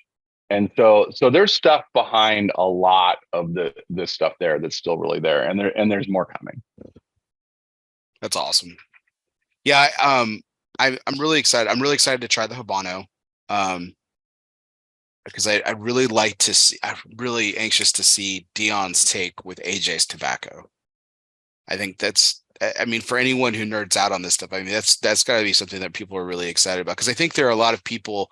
I know a handful off the top of my head too that people don't like AJ blended cigars for one reason or another, but I think that you can have, whenever you involve different people, it brings a different characteristic. Like Nick, for example, Nick Melillo has worked with AJ as well, and actually very similarly has worked with Aganorsa too. And his AJ products are different than other AJ products. And I'm a fan. I'm not one of those people. I actually do like AJ cigars. Well, but I think I do too. And like I said, Nomad had 8 out of AJ, but I will say that, I can smoke most cigars out of that factory, and you can pay, there's a signature in there. I mean, and that's true of most factories, by the way. There is a signature in there that a lot of times, if you smoke enough cigars and you're familiar with the factory, you can get. I off the record live on the show, which isn't possible. It was a concern of mine, for 2 reasons, really. One, a lot of guys doing cigars out of AJs now, and so the whole not industry standard, that kind of goes against the grain. I think a little bit of Dion going over there, but Dion was actually more focused on the tobacco, and the person behind that, not AJ, but the person that was in charge of the tobacco over there. So Dion was focused on that. My second concern on that, other than a just pure marketing thing, which it is what it is, is he going to blend something that doesn't taste like an AJ cigar? And look, I don't think that's bad. There's a lot of cigars I love out of that factory that definitely have that signature on there. The Habano does not have that signature. It's very much Dion. It's very much, it could have been any factory that Dion got a hold of those tobaccos, but it's the tobacco. He wanted a very specific tobacco that was very, very high quality, and that's where he had to go for it. And it does not taste like, it does not have that signature. And I'm not saying that's good. I'm not saying that's bad. It's just, if I'm looking at the portfolio objectively for Dion, that would not necessarily be the first place I would want it to go. And look, Dion knows that. Dion, if Dion wanted to blend something more of that signature, he would. He blends it for what he wants. And so I was happy the first time I had the Habano going, oh, okay. I would not have known that was an AJ cigar, and I'm a guy that knew AJ's tobaccos pretty well. Obviously not as much as some, but certainly more than others. Well, I think to your point of your concern and everything, I think that his fuck it, I'm going for that. I don't care who has it. Right. It's the tobacco. I think that it, like to your point, is the non-industry standard part of it. And yeah, it could have been anybody, like you said, but it just happened to be him. And he's got a shit ton of it, man. So like he's got a shit ton of tobacco. And so like, I mean, that's why a lot of people are flocking to him. It's I recognize that. And that's, a lot, there's some people that are down on it because of the signature, if you will. But at the same time, if he's got the keys, to what you need, then he's the guy to know, and he's got a crap ton of it. So I mean, and look, I mean, I can pretty much spot a Pepin cigar. I mean, Yeah, there's a 1000%. there's a signature to that. There's a signature to Davidoff. There's a signature to even several of the other boutiques. And like I said, it's not necessarily bad. It's just it is what it is. Yeah, definitely. Well, want to take a quick break here. We got a couple of fun segments to break up the evening, and then Fred's going to share something with us here in just a few moments as well. So really looking forward to that here. But let's break things here with our United Cigar presidential trivia segment. Don't worry, Fred, it's multiple choice, which is always brought to United Cigars, featuring La Giovanna, distributors of Jose Dominguez, Bandolero, Garofalo, Firecracker, and the highly acclaimed Atabey, Byron, and now Alfonso lines from Selected Tobacco. Smoke one today and start living united. Now, as I mentioned at the top of the show, Fred, you have IMDb credits, which actually means you share something with the very first president that was ever in a motion picture, which is an IMDb credit. So who was the very first president to appear in a motion picture? Was it A, Teddy Roosevelt, B, William McKinley, or C, Woodrow Wilson? Who was A? Teddy Roosevelt. I'm going Teddy Roosevelt. So that's a really good guess. Teddy Roosevelt actually had a lot of his life documented on film. That was a nice way to say you're wrong. Yeah, no, but he had a lot. I put Teddy Roosevelt in here because there was a lot of his life that was actually captured on film. There was actually I don't know if this is officially correct, but it was probably like the very first documentary ever, which was actually. Then I'm going with Wilson. It was actually William McKinley. Believe it or not, his inauguration. That was my third guess, by the way. That was my third guess. William McKinley's inauguration was actually on film. And he took the oath of office on film. He was the first president to ever appear in a motion picture, which is crazy. When you think about it. But Woodrow Wilson was the first president to ever actually have a film play in the White House. So he had set up the theater, and so. What year was that? Around. Wilson was Wilson or McKinley? McKinley. McKinley's inauguration was in okay, never mind. No, I have this. It's the one thing I didn't commit to memory. I knew the was it 01? It doesn't matter. 1901. 1901. Yeah. Okay. So,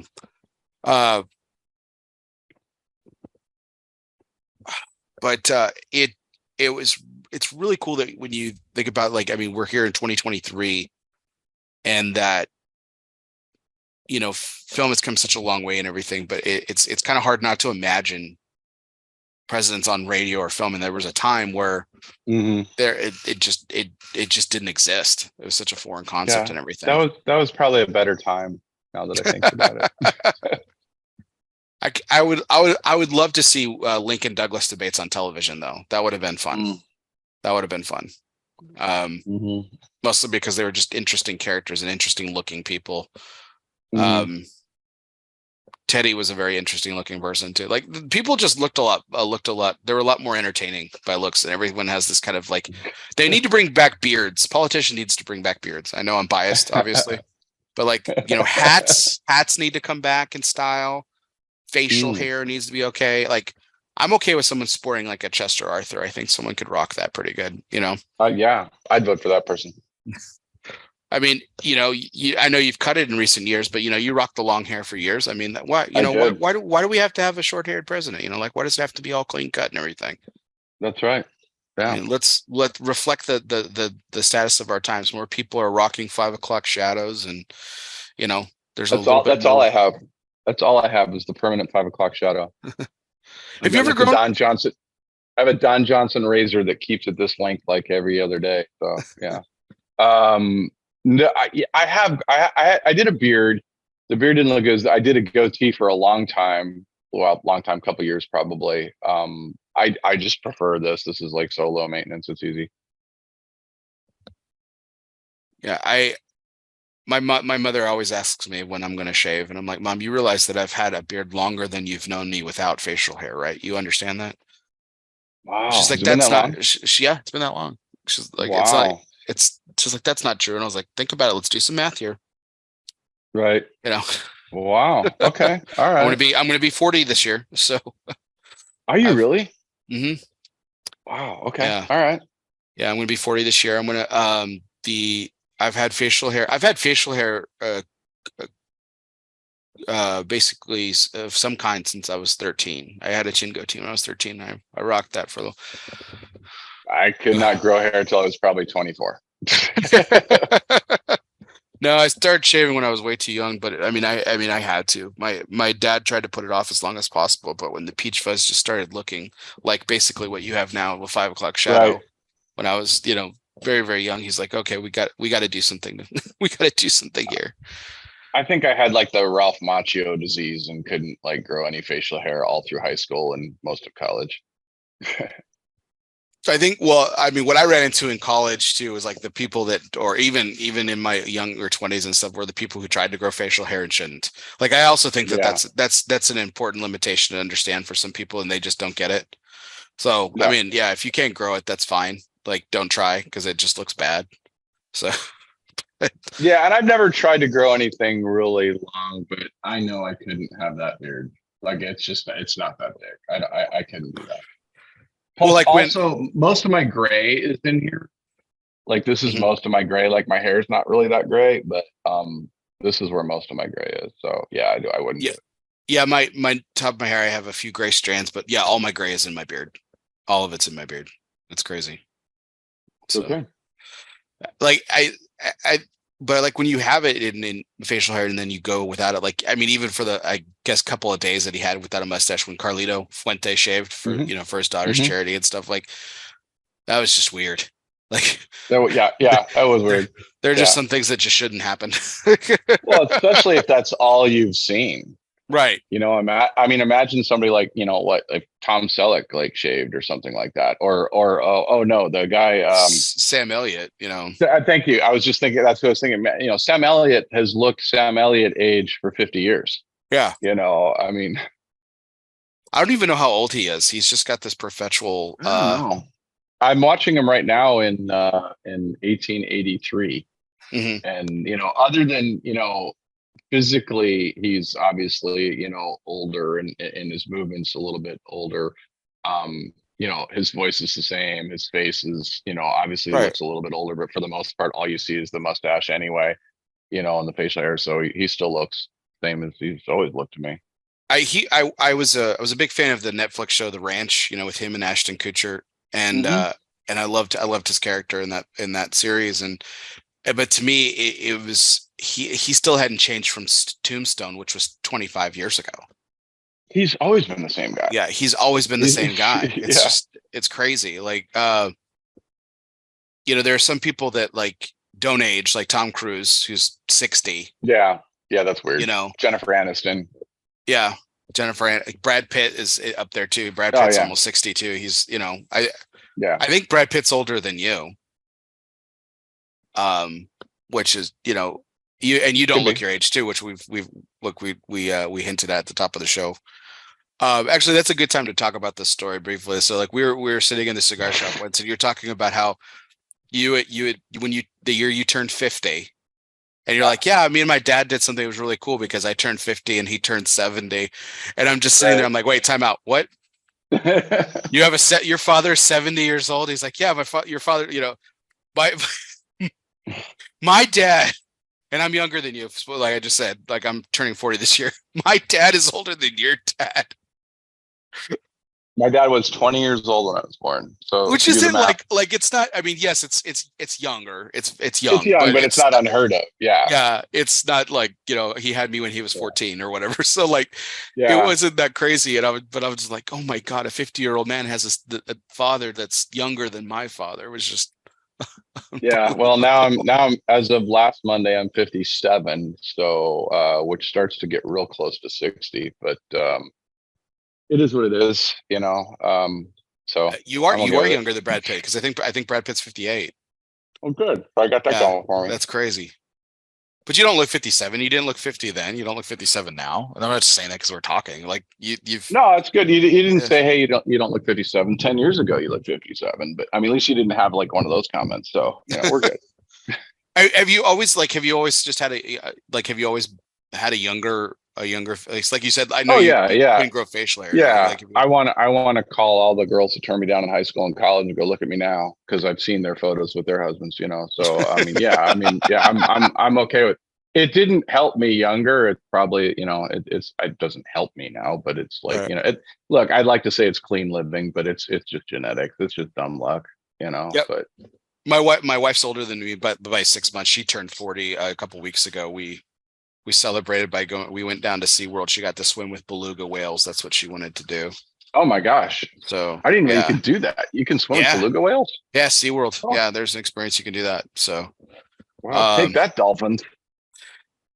Yeah, and they're actually much nicer than dolphins. So believe it. Okay. All right. Yeah. If you want to do it, I like recommend it. She had a great time. I will tell you this, that like dolphins are used to warmer water. So when you swim with dolphins, it's warm water. When you're swimming with belugas, they're used to colder water. So the water was about 50 degrees. Oh, okay. So yeah, thank God she had the wetsuit on, because she like gave it. And my wife is tough as nails, dude. Like she did it with a group of people, right? We're like talking about like there were several guys in there with like that had a little machismo to them, but but like when everyone got into the water, she was the only one that didn't wince. I was like, yep, that's my wife. Fantastic. Yep. She's a baller. That's great. But that was, I know we've got up top. That was our presidential trivia segment, sponsored by United Cigars, featuring La Giana Havana and distributors of Jose Dominguez, Bandolero, Garofalo, the Firecracker, and the highly acclaimed Atabey, Byron, and now Alfonso lines from Selected Tobacco. Smoke one today and start living united. Stay tuned to as we get into the summer. We'll be launching 20 Days of Freedom. We haven't quite come up with a good tagline for it, but we'll be watching the 20 Days of Freedom, sponsored by United Cigars. We'll be smoking a United cigar each day for 20 days because there is a perfect box. United Cigars come in a box of 20. It's perfect. So if you want to celebrate every day from Flag Day to July 4th, our nation's Independence Day, that is 20 cigars that you can have, 20 United Cigars. We'll be doing that. We'll be talking more about details around how you can participate coming up this summer. So stay tuned here and to the United Cigar pages on social media, and you can learn more about it and how you can be part of the United movement. So smoke one today and start living united. Now, Fred, I'll let you get set up here in a second. You had something that you wanted to share with our audience. This isn't going to translate over to the podcast, but I think it's pretty cool that something we talked about how well-rounded of a person you are, comedian, writer, film credits, author, businessman extraordinaire, brand strategist. Now you picked that out of the 30 choices of title you could have with the Illusione Cigar. We did. And man about town and cigars. But I didn't know you were a magician too. But is this apparently one of the new things to add to? No. Well, one, I'm not a magician. I'm just a guy that likes playing around with the cards and stuff. But so I used to really, when I was a kid, and I think every kid liked magic, tricks and stuff like that. So I did a bunch of when I was a kid, and then I did a little bit throughout life, but I didn't really keep up on it. But I would always be infatuated by it. I'd always watch it and stuff. I always thought it was really cool, whether it's Penn and Teller or, even the classic magicians. So a friend of mine who passed away, and you know him actually too, as well, Frank Seltzer. And Frank Seltzer actually really was a magician. He really could do all that stuff. I mean, he was a member of the Magic Castle and all that stuff. And so Frank passed away, right? When the COVID was getting rolling there and stuff, and not due to COVID. And so when we would go down to Pro Cigar, which I've gone down every year, and I go with Christian Hudson from Just for Him's smoke shop in Springfield, Missouri, and Frank, and it would always be the three of us there every year. And Frank always brought down some tricks. He'd always have some sort of tricks and stuff like that. And he always wore, his stupid Hawaiian shirt, several of the nights there. And so when Frank passed away and Christian and I went down there, Christian and I went out and got some Hawaiian shirts and went down there to wear them in his honor. And I picked up starting to do more card tricks again because I wanted to just bring it down to the guys that were down there and stuff and have these card tricks. And so when COVID hit and everybody like was doing something practical, like learning another language or doing their doctorate or reading the rest of Stephen Hawking's books or something like that, I was just playing around with cards and coins and stuff like that. So I started to try to do some of that again. So I was going to try to do one for you via Zoom, which I've never done. And I haven't really done much of this trick, but I'm going to try it. And if it fails miserably. It's a deck cards. And but if it fails, then you know what? That's part of the process. That if I can get the cards out here. Here we go. So what I'm going to do is I'm going to show you the cards, and I think you can see the cards. Okay, so I'm going to show you the cards. Joker, yeah. Okay, so I'm just going to show you the cards, and I just want you to think of a card. Don't tell me what the card is. Just pick one out. I'll fan the deck out, and you just pick a card, and you tell me which one. Don't tell me, but just memorize one of these cards. Okay. So just pick up. Oh, hold on, let me get Karen there. You got one? Like no. Go do it again one more time. One more time. Okay, go ahead. Okay. All right. So I'm just going to put it back in the box, and I'll try to get closer to the camera here. So all right. So here we go. All right. So can you see the box? Absolutely. All right. So try to pivot and light. So what was your card? You want me to tell you? Yeah, you can tell me. 2 clubs. 2 clubs. All right. So ready? Gonna shake the box. And there. Oh, is that 2 clubs? No. Are you sure? Yep.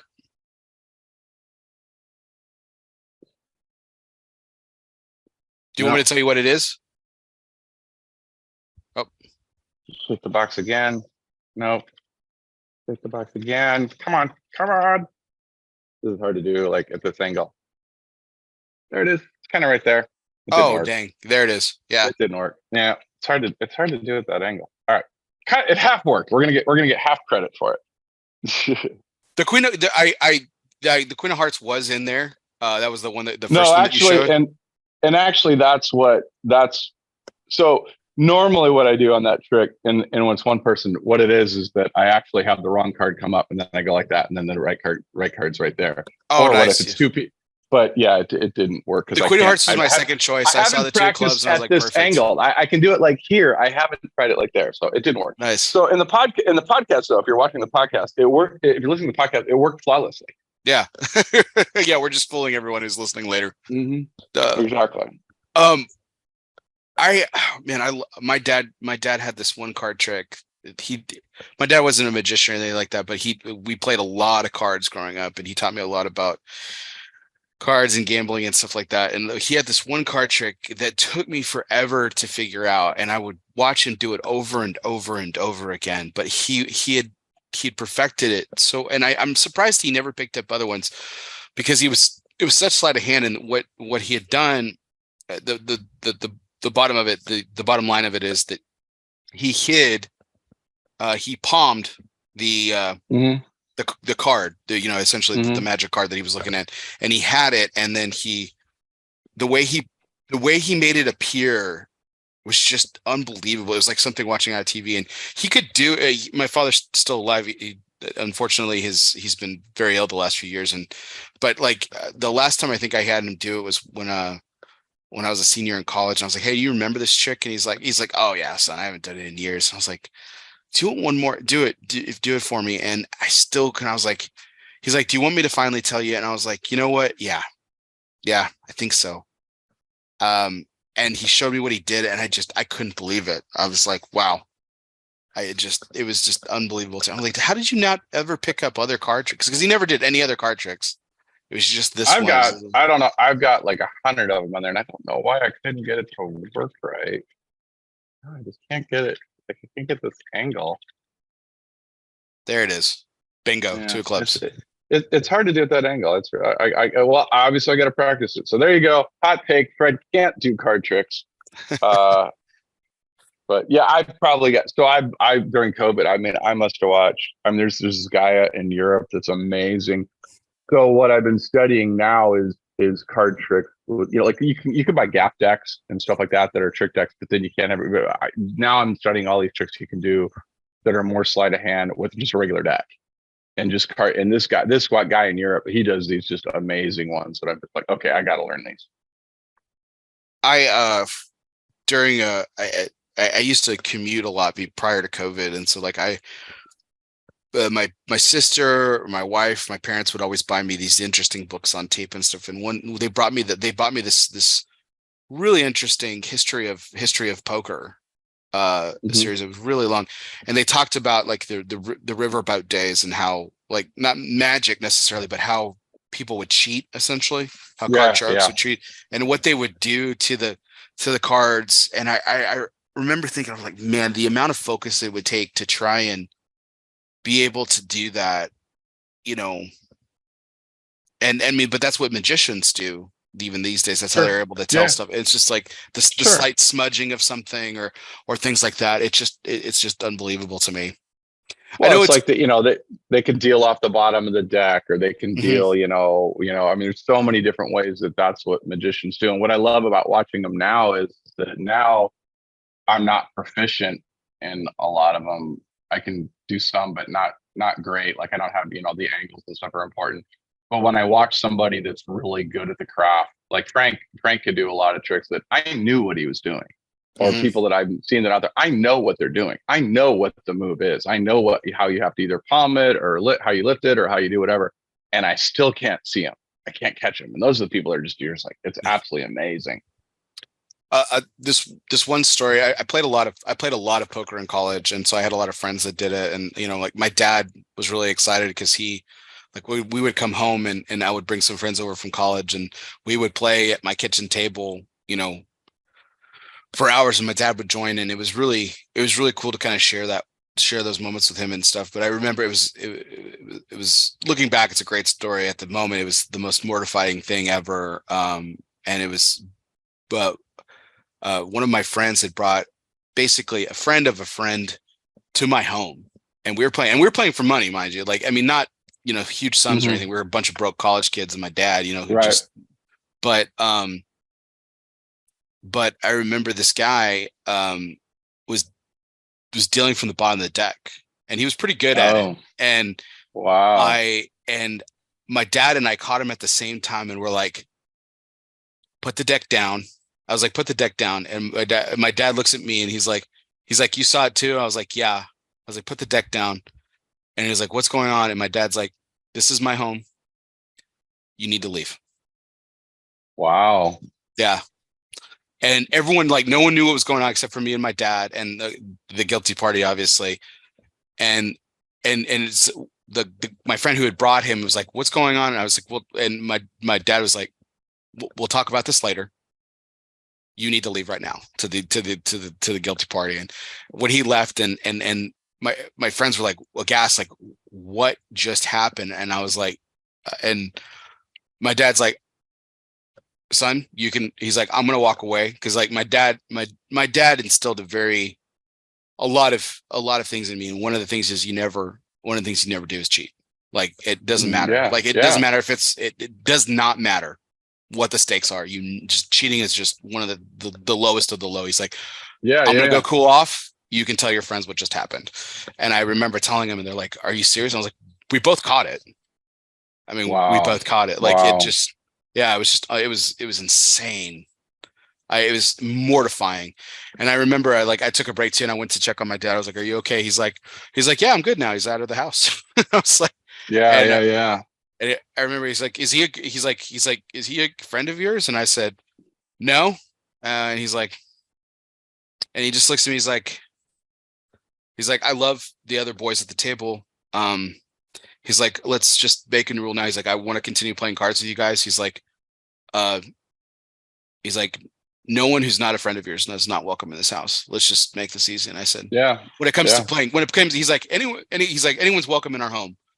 And he's like, he's like, I would even welcome that kid back, but no one's allowed to play cards if you don't know them. And I said that's fair. Yeah. And I remember it was like one of those watershed moments. It was pretty crazy. That is crazy. Yeah. It's a little interesting segue to one of our other segments too. And we had kind of talked about it at the beginning. We were live at the time. It'll be edited out by the people who are listening later and everything. But we do have our charity segment that we do each week, where I ask my guest to bring a nonprofit or charity of their choosing that we can feature and talk about. And Fred, as you've mentioned numerous times on the show so far, is you are a cigar nerd. You do smoke a lot of different things, not just Illusione, and but I love that you've been participating in this gentleman's like airport contest, not Coops.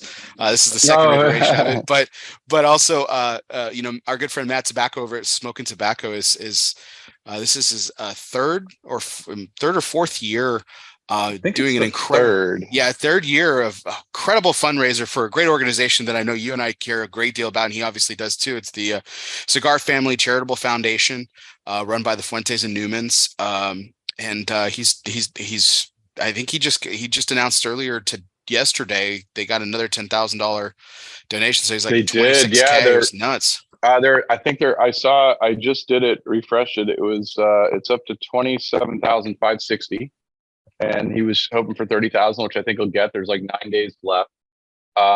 It's a great cause. I've been down to Fuentes, school and stuff down there several times. It's an amazing operation that Carlito's put together, and the education and the schools. And this is a full-size school. I mean, it's just, and a medical center and all this stuff. So they're raising it for that. So one, just, you can go and just donate if you want. And if someone's listening and they're not necessarily a cigar, or they just want to donate, they can do that. Also, there's a raffle, and there's some really good prizes in there. I mean, I would have donated either way. If it's a chance to win something, that's cool too. But there's some really cool prizes. It's a great cause, and I'm very supportive of it. Matter of fact, I'm going to send an email out here in a couple of days about it, just in case anybody hasn't seen it that's in my database. But yeah, I mean, it's a great cause, and the chance to win something cool and help others. Yeah, there's some key. Matt's been able to get some great prizes. So I mean, for nothing else, a chance to win some pretty amazing stuff from a lot of manufacturers, not just the Fuentes and Newmans. Yeah. A lot of people have pitched in, over the last couple of years, and this year is no different. But it's a great cause. I donate every year, and I'm pleased to be donating this year as well too. And for everyone out there, I put the link in the comments. It'll also be available in the show notes. What you said, you've actually been there, Fred. Like, what was like the first time that you went? What was the as cliche as it is to ask, what was the most impressive thing about the project itself? I mean, well, when you first get there, you see the house there that's kind of like this showpiece to Fuente and a lot of the history, and it's actually where we filmed Final Puff. We filmed it there because Carlito wanted to do it there. But once you get beyond that and you actually go over to the school, which is in a slightly different location, it's not far, but it's closer. Was really, I mean, I pictured when the first time I saw it, I pictured a much smaller facility. I mean, I just really pictured something a lot smaller, and it's a full-size school. I mean, there's I don't know how many buildings there are. There's got to be a dozen buildings, and like I said, classrooms and medical center and all the stuff there. It's impressive what he put out, which is arguably in the middle of nowhere, and what he did to give back. And then also just, the students, and you hear the stories. And when they do a formal tour there's usually like a show, like the kids put on like a show, like somebody will sing or, whatever it may be. And just the talent and just, what he's giving these people. And some of them there's a couple that have gone on, I know, that work at Fuente's factory and higher roles, things like that. Just, how he's making a difference. And what they've done with the Newmans and stuff, and how they've done that. And just, Fuente's already built a legacy. He's already built a legacy on a brand. But what, when you talk to him privately, or even, somewhat publicly, what he sees as his legacy is the kids, and what the opportunity he's been able to give them that they would not have had without that there.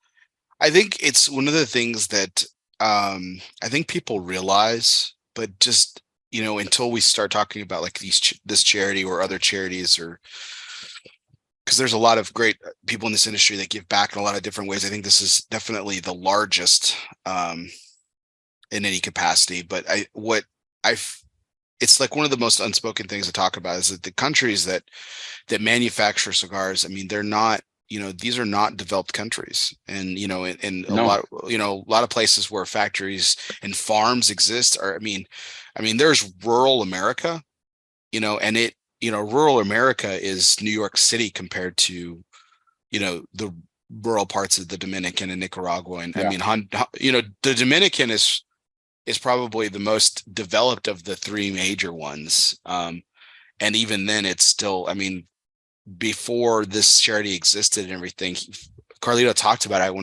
when I had the opportunity to interview him. And I know he talked a little bit about it on the Final Puff as well. There was just nothing there for these people. There was just not there was, if there was a dream, that's what it was a dream. It's so out of reach that it just couldn't be a reality. And what the Cigar Family Charitable Foundation has done, and what Matt has done by bringing more attention to it, has been great. Is that, is cliche of a phrase it is, these dreams are becoming a reality for a lot of these kids. I mean, there's just so many success stories, what you hear from it. Yeah. And imagine, having the impact, you have an impact on one person that's a kid in the school, but imagine what that changes for their whole future generations. Mm-hmm. I mean, if you want to leave an impact on this world and you can change, one person, two people, dozens, thousands the way they have, and change all the generations that come after that. What an incredible thing to do that he doesn't have to do. He doesn't have to do that at all. I mean, he can make cigars and he could donate money to something nearby or not donate money or whatever he wanted. But I mean, it's a passion for him. And it's an amazing project that, they started out going, well, maybe we can build a little building and we can, help some kids. And it's turned in, like I said, it's a full blown school. Yeah, it's campus. It should be. I should call it a campus.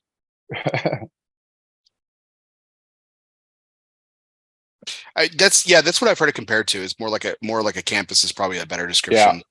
Yeah, it is, because when you picture school, you picture one building. It's a campus. I mean, they have a little theater area, and I guess I thought he told me last time they're building like a sports field or something. I think they were getting ready to build or something like that. So yeah, it's impressive. It really is. And they've been able to do stuff on healthcare too. They have like a clinic as well, which is, I mean, that's that's the impact that's had on the community in itself. I mean, to go along with the educational piece is just, I mean, it has literally changed the way of these people's lives, and it's a beautiful organization.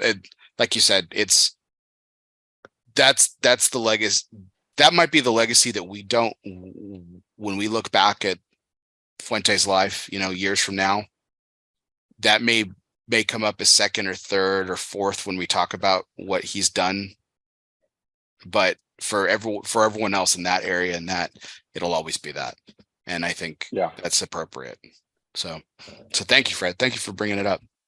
Yeah. So, all right. Well, wanted to dive into a few more things before we called it a night. We've talked about it a little bit coming up before we do get into the final puff, because I think there's some really great stuff that you did there. Just to go back to Illusione for just a little bit, as I'm kind of went into the final third of this number 7 on the Ultra.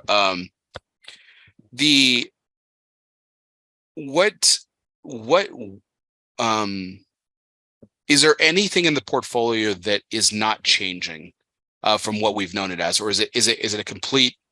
It's looked like a complete overhaul. I just wanted to make sure that I'm clear on that. Is there anything that's not changing the way that we look at it now on the shelf? Okay, so just to clarify, so everybody understands, there's not a blend changing at all. Correct. No, and I just want to make sure everybody's aware. There's no way Dion's going to change any blends whatsoever. So right now we're rolling with the original documents. Singularity becomes a core line. Ultra goes into the original documents line. But yes, there are more coming. Whether he's going to do the entire portfolio or not, I don't know. There's a couple that I actually think are just fine the way they are, but he may decide to reimagine all of them in a different light. But I do know that there are more coming. I won't say which ones are next because I just don't know the order of them or what he's going to announce or not announce yet. But I've seen artwork on other ones and they look great.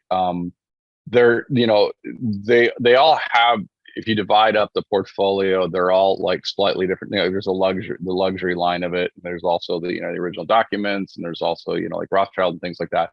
So I don't know if he's going to change all of them. I suspect he'll probably change quite a good portion of them just as he gets rolling on it and he thinks of what he wants to repackage them or what he wants them to look like. But I don't know that it'll be the entire portfolio. You mentioned the Rothschilds. It's interesting to me that's a cigar line that almost gets talked about with, and it's interesting because it's the value piece of the Illusione portfolio, maybe in conjunction with like the Legrand and things like that. But but the Rothschilds is almost, when people talk about it, especially cigar nerds, there's almost like a reverence. And it's like the ultimate, like when people smoke more value price cigars or even cigars slightly above it that just don't come up to par. There's always like this comparison, like, man, I'd rather go smoke a Rothschild. It's almost mentioned with a kind of reverence, which is crazy when you think about a value cigar having that much respect when it comes down to it. I think look, as cigar nerds, look, if somebody wants a $2 bundle cigar and that's what they like, hey, more power to them, man. I wish I liked those cigars. I've never found one there that I like. So, to get below a certain price point becomes very, very challenging to still deliver the quality that you want to deliver, to still have the tobaccos you want in it. And typically what happens is that, if you're not going to sacrifice tobacco, then you sacrifice your margins considerably. And so, yeah, when we're always sitting around, we're talking about cigars at that price point. It's a pretty short list. It's a pretty short list of anybody that consistently pulls that off. And that's not a judgment. That's just the reality of it. That's just, it's tough. So, Rothschild is one of those ones that is always kind of a benchmark going, okay, you want to get under this price point, then, that's a cigar that a lot of people compare it to. Not because of necessarily the blend of it versus another cigar, as far as what your personal tastes are. It's really just it's quality. I mean, obviously it's a great blend, but it's just difficult to achieve at that price point. 1,000%. So you mentioned it. We were very quick, and that, like you said, you knew that I understand it, but it's quick to you're very quick to mention, and it's very important to mention that none of the blends are changing. But I know that you've been around, and obviously Dion's been on the retail side of this too, so he's seen it when brands change. The look of it, people are the inevitable. Oh, this tastes different. Are you sure you didn't change the blend and everything? Does he care? Is there does he care that that's coming? I mean, that's it because it will. Oh, look, I guarantee you what's going to happen, when the OD hits the shelf, there's going to be somebody out there that swears, oh, Dion changed the blend and stuff like that. I know for a fact that he didn't. I know for a fact that he won't. Look, I can't speak for Dion, so I can't say he cares or not. I think everybody cares a little bit. I think, the people that would care the most would be the people that were really trying to sneak one over and go, oh, I didn't change anything, when they know they really did. And those are the people that get most offended by it.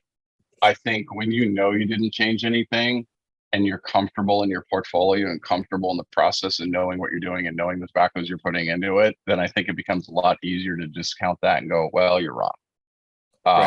You're right. There's a lot of people that have, have changed blends and they won't admit it. And, for whatever reason, they ran out of the tobacco or they tried to reblend with new tobacco and they couldn't pull it off. That's not his style. I guarantee you that if for some reason he was not able to recreate a blend, which has nothing to do with the repackaging, if a day comes that he can't get the tobacco he wants, that cigar will just go out of production until such time that he's able to find that cigar again. And we've boosted production to try to curb that point where when he's checking the tobaccos getting ready and they're not what he wanted, that there's more time to make that up, that you have enough in stock to kind of go over those times when you're dealing with something you're rejecting. But otherwise, and we've seen it. We've seen it in Illusione portfolio where there's a blend just not available because Dion did not like the tobaccos, and that would be more likely what would happen than ever him trying to put one through. Because I've seen him have some that I thought were close enough, and they're not by his standards, and he just doesn't do it. He won't put it out. Yeah. I think the smart thing that you guys did about this whole rebranding was like you announced it at PCA last year, and it was not like this sudden turnaround, or it wasn't like you've used this phrase several times tonight, putting one past, right? You're not trying to put one past this. You're like you put it out there very well ahead, and when everyone else at the show was telling us like, oh, it's being shipped now, or it's going to be here next month or whatever. Like, you're like, no, this is 2023. This is going to be spring, early summer of 2023. I think it gave a lot of us time, and everyone else for that matter, a lot of time to kind of adjust to it even before it even arrives, which I think was like a really, really smart play. I'm sure that was pretty intentional on his part. Yeah, I would think it would. I mean, look, he's not hiding anything, obviously, that way. I think the timeline probably stretched out a little longer than we thought it would. But that's just the mechanics of the cigar industry and how it goes down. But yeah, I mean, look, we're not just all of a sudden showing up one day, and we want everybody to prepare. We want the retailers to prepare. We want everybody to be excited about it. And it is exciting. And like I said, the largest thing that the feedback I got from retailers was predominantly like, I'm thrilled with this.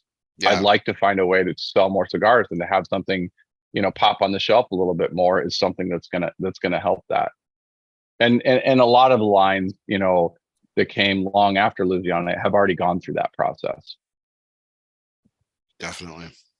Well, we're really excited to see all of it that's coming, and will continue to come too, because like you said, it's not a complete portfolio shift. It's just this BOD for the moment, but other changes will be coming. I'm excited to see what you guys come up with, because it's been one of my favorite brands over the years, and I've just really enjoyed. I really enjoyed Dion's palate. I think he's got an incredible knack for creating a lot of cigars that are in the similar vein of like body and strength and everything like that, and creating an entirely different experience each time, which is really interesting, because everyone talks about the Ultra being like this stronger cigar, and I'm like, it's not to me. It's very full flavored for instance. Yeah. He doesn't put strength ahead of the flavors.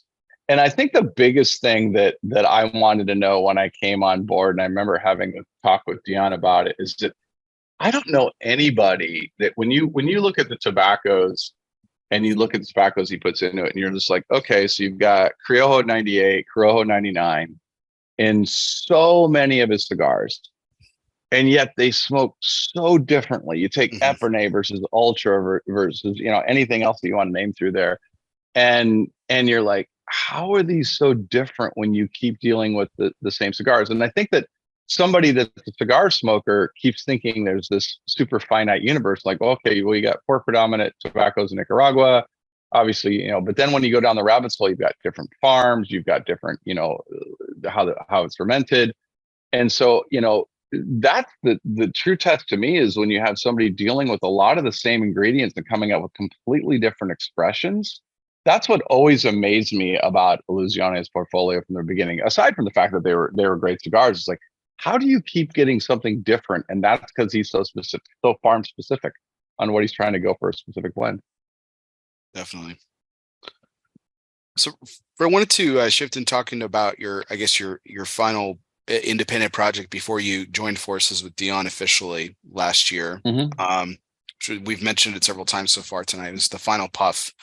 A great production. Before you get into the nuts and bolts of that, it's for me, it was really exciting to see coming down the pipe about it, because you had kind of given me a little heads up on it, and I was really super excited about it.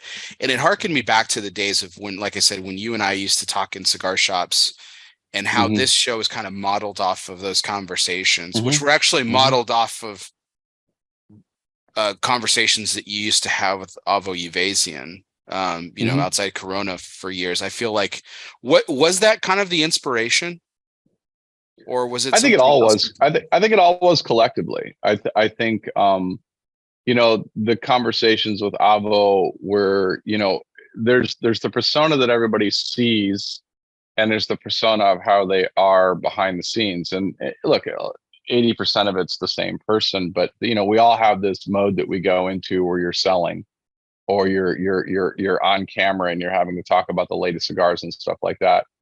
And then you all have these moments, whether it's with a cigar maker or even just someone that you're hanging out in the shop and you're having this, you know, talk with, and you get to know them a little bit more. It's what I love about shows like this. And, you know, this is definitely a long format show. I mean, it's 12:30 in the morning for me. But you get to know the person, and you get to know behind the scenes. And so, you know, all the conversations I had with Avo, and that was somebody that I wish I would have done one of those shows before he had passed away. I wanted people to have as if it was just sitting in a conversation where someone is talking about their lives, not a here's my press release, or here's my Zoom call to talk about my latest blend. I wanted them to have a little bit of what we get when we get close to a manufacturer and they're talking about, you know, what went well, what didn't, what were their challenges, what's it like working with a family member, how do you know, whether it's, you know, the episode I did with you know, Lito and Tony, you know, coming up in his own, how do you find your own way when your dad's a legacy on that, and how do you find your own way, and how do you work together? Do you butt heads? Do you do whatever? Raquel Casado, Manolo Casado is another one, you know, a family oriented one. How, you know, Fuente was the one I was the most nervous about, because I'm like, you know, how do you know, he's a bigger than life icon that doesn't do a lot of the sit downs in that format whatsoever, and have him tell the story and talk about his mother and his dad and the philosophies of what he was trying to achieve and things like that, and really show the vulnerability that I wanted people to see him just like regular people, not just cigar makers, you know. And so a little bit of that was probably collectively with Avo, because when Avo passed away, it was interesting is that everybody had a story about Avo, and they may have been loosely related to cigars, but they were about the man first and the cigars second. Well, and so that's a little bit of what I was trying to get in there, was see the people first and the cigars second. Well, and that's exactly my point, Fred, because like I can tell you the exact day it was the best, and this, I've been wanting to tell you this for years, and maybe I have in a different sort of way, but I want to be very direct with this. The very best conversation, my favorite conversation in a cigar shop that I've ever had was, it was a few days after Avo had passed away, and you just happened to be in Texas, and you came to Michael's, and we sat down, and it felt like 15 minutes, but we must have been there for 3 hours. And you were holding court and talking nothing about Nomad and nothing about cigars. And it was all about this man, and it was about the person. And it was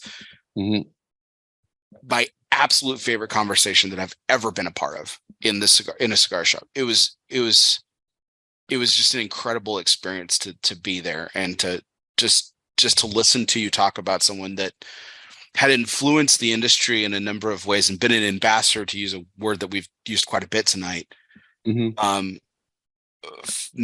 for the industry, and what he had done. And and what he had done for you personally too. It was incredible. And so these conversations that you had with the Final Puff, I really, first of all, I thought the production was fantastic from a technical standpoint. Your director of photography, I don't know where you dug up Richard Jimenez, but I thought he did a great job with, like, I love that there was ambiance to it. Like you mentioned the interview with the Gomez's, you could hear the goings ons in the factory, but it wasn't distracting. But it wasn't distracting though. Yeah, well, I'll tell you behind the scenes on that. So one thing that was interesting is that I talked to everyone personally and said, hey, here's what I'm thinking. and they were all on board, which floored me. And then the other part is that I wanted them all to pick their location. I wanted them all to pick a spot that they wanted to do the interview because I know they would be the most comfortable there. And so when Lito and Tony said they want to do the factory floor, I'm like, okay, that makes sense. And then we get there and it was so loud. I mean, really loud. And so when I got back and I'm looking at all the footage, I'm like, it was borderline unusable. I mean, it was so loud in the background, and it was so I'm like, well, do I subtitle this because you can't hear them? Hanky in the Field was also very similar to that problem. The only one that was actually in a perfect location was Abe Flores because it was in his music studio, so sound wise it was perfect.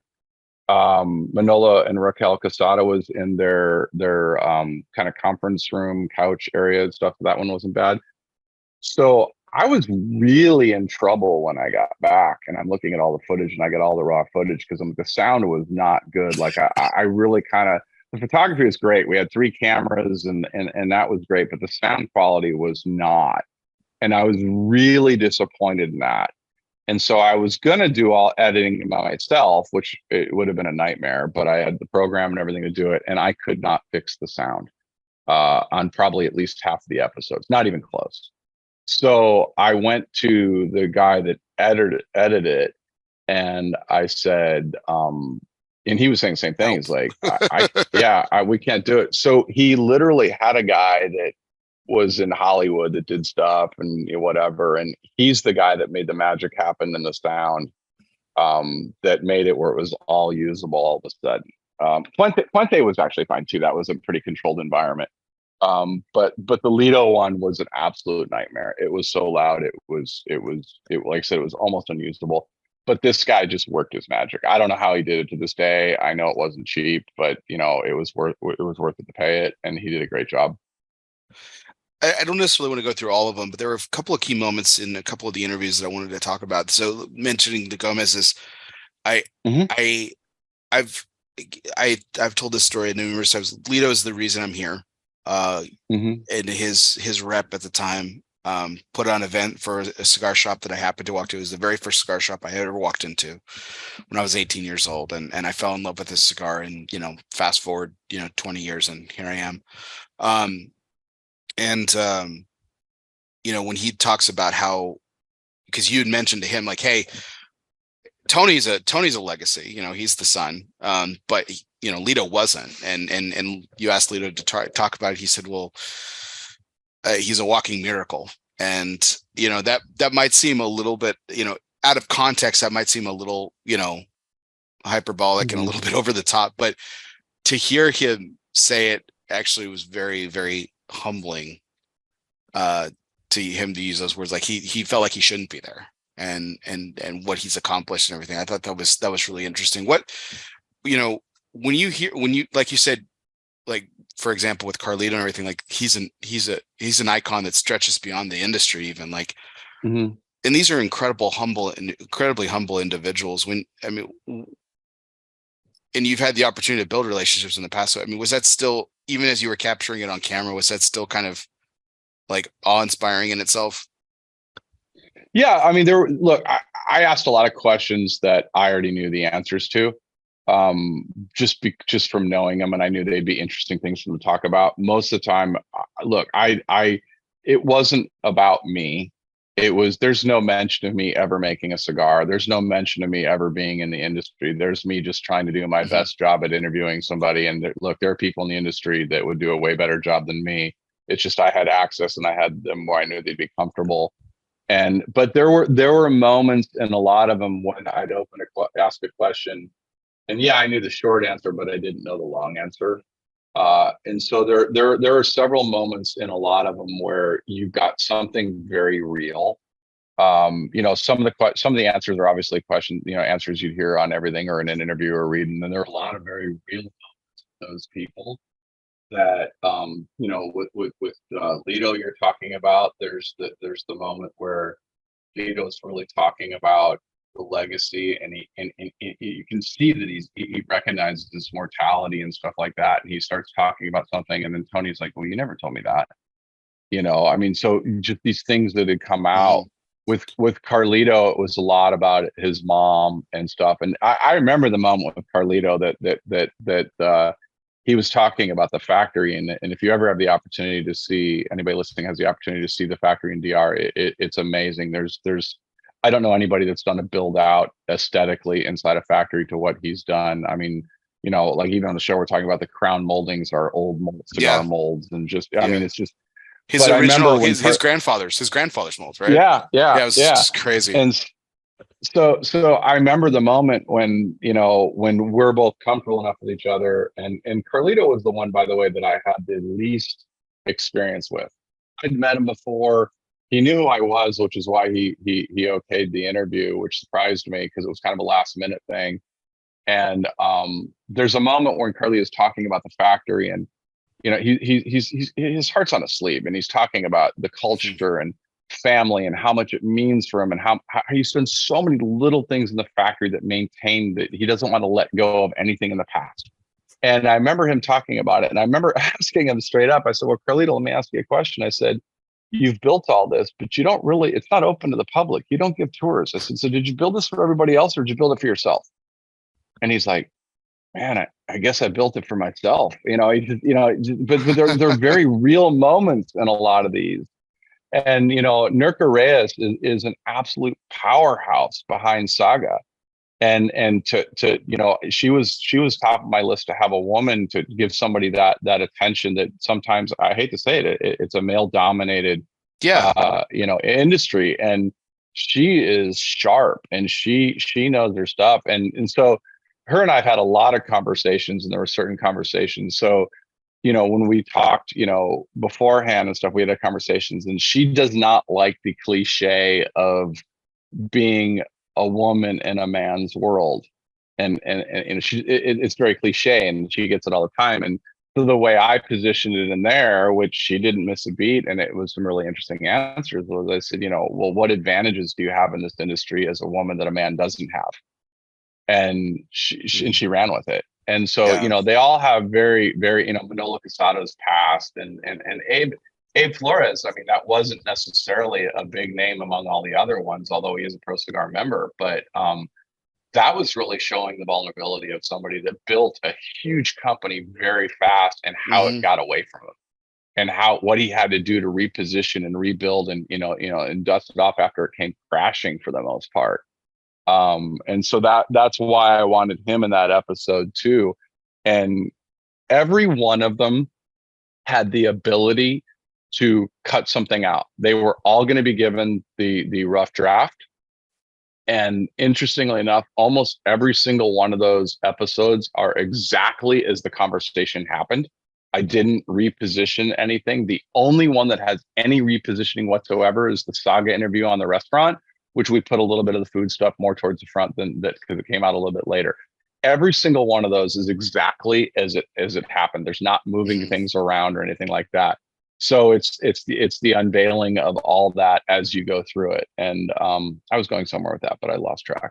But anyway, so it was a lot of really great moments with those people. I forget where I had a point there, but I think that's I mean, if I could take the liberty here, I think that's part of the magic that you created, was that and that was actually going to be my question. So you actually answered it, was what kind of editing of the conversation took place. And I know what I was going to say. And it seemed very natural. So yeah, I'll go ahead and let you finish your thought. No, I remember now. So what I was going to say is that they were all getting they all got the proof of it when we got it all cut, and Richard, who did the editing of it, did a great job. There was very little that I had to, camera angles, because there's 3 cameras running, so he's choosing which cameras would be up there as you're watching the show. So all of them were given the opportunity to cut anything they want. If it was a topic that they just didn't feel comfortable with, or they said stuff, and they all have moments of vulnerability in them. And nobody cut anything at the end of the day. Nobody came back to me and said, "You know what, I probably shouldn't have said that," or "That didn't come off right." They all let it go as organic as it was, good, bad, or indifferent, and they didn't change a thing. That's Beautiful. I think the thing for me that one of the most powerful interviews for me, because, and it was very symbolic, because they're out now, was the interview with Henke and Klaus in the tobacco field. And I'm not going to go down that rabbit hole of discussion of that, but it was very symbolic and powerful for me, because what an incredible thing that family he built. And now that they're no longer with that company, it seemed very appropriate that it was in a tobacco field, because that's where it started. And Klaus was always, I remember Klaus always talking about like his family, like we're farmers. We're farmers. And that's where it was. And I was like, this is perfect the way that it was. And hearing Henke talk to you about how his father didn't want him to do this was some of the, again, to your point, just very, very raw emotional, context of the difficulty of this industry. It's not easy, and it's not for the faint of heart, because there's so much patience, there's so much time, there's so much that can go wrong. 300 steps to make a cigar that ends up on a shelf, and any one of those things goes wrong, and you have a crap product, and it. Well, and even somebody like Henke, you look at in that interview where he talks about, you think these are people that are icons that don't have any regrets or things they would do different, and they all pretty much had something. They said, Henke wished that he had his own brand to control, that he had done it with the family from longer, in a different way, of which they're now going back to creating now. And I'm looking forward to seeing what they do. But yeah, they all have those moments, and for him to do the interview and choose to do the interview in his field, and with that background and everything like that, again, another sound nightmare because it's windy and everything else. But yeah, I mean, it was what a great place to go back where it all started for them. Yeah. Was there, you might have discussed it, and forgive me, Fred, I think if you did, I missed it. Was there a reason that you chose the Dominican? Because these are all families and companies and manufacturers that are all Dominican based. Was there a reason for that, or an intentional reason for that, or was it one of convenience?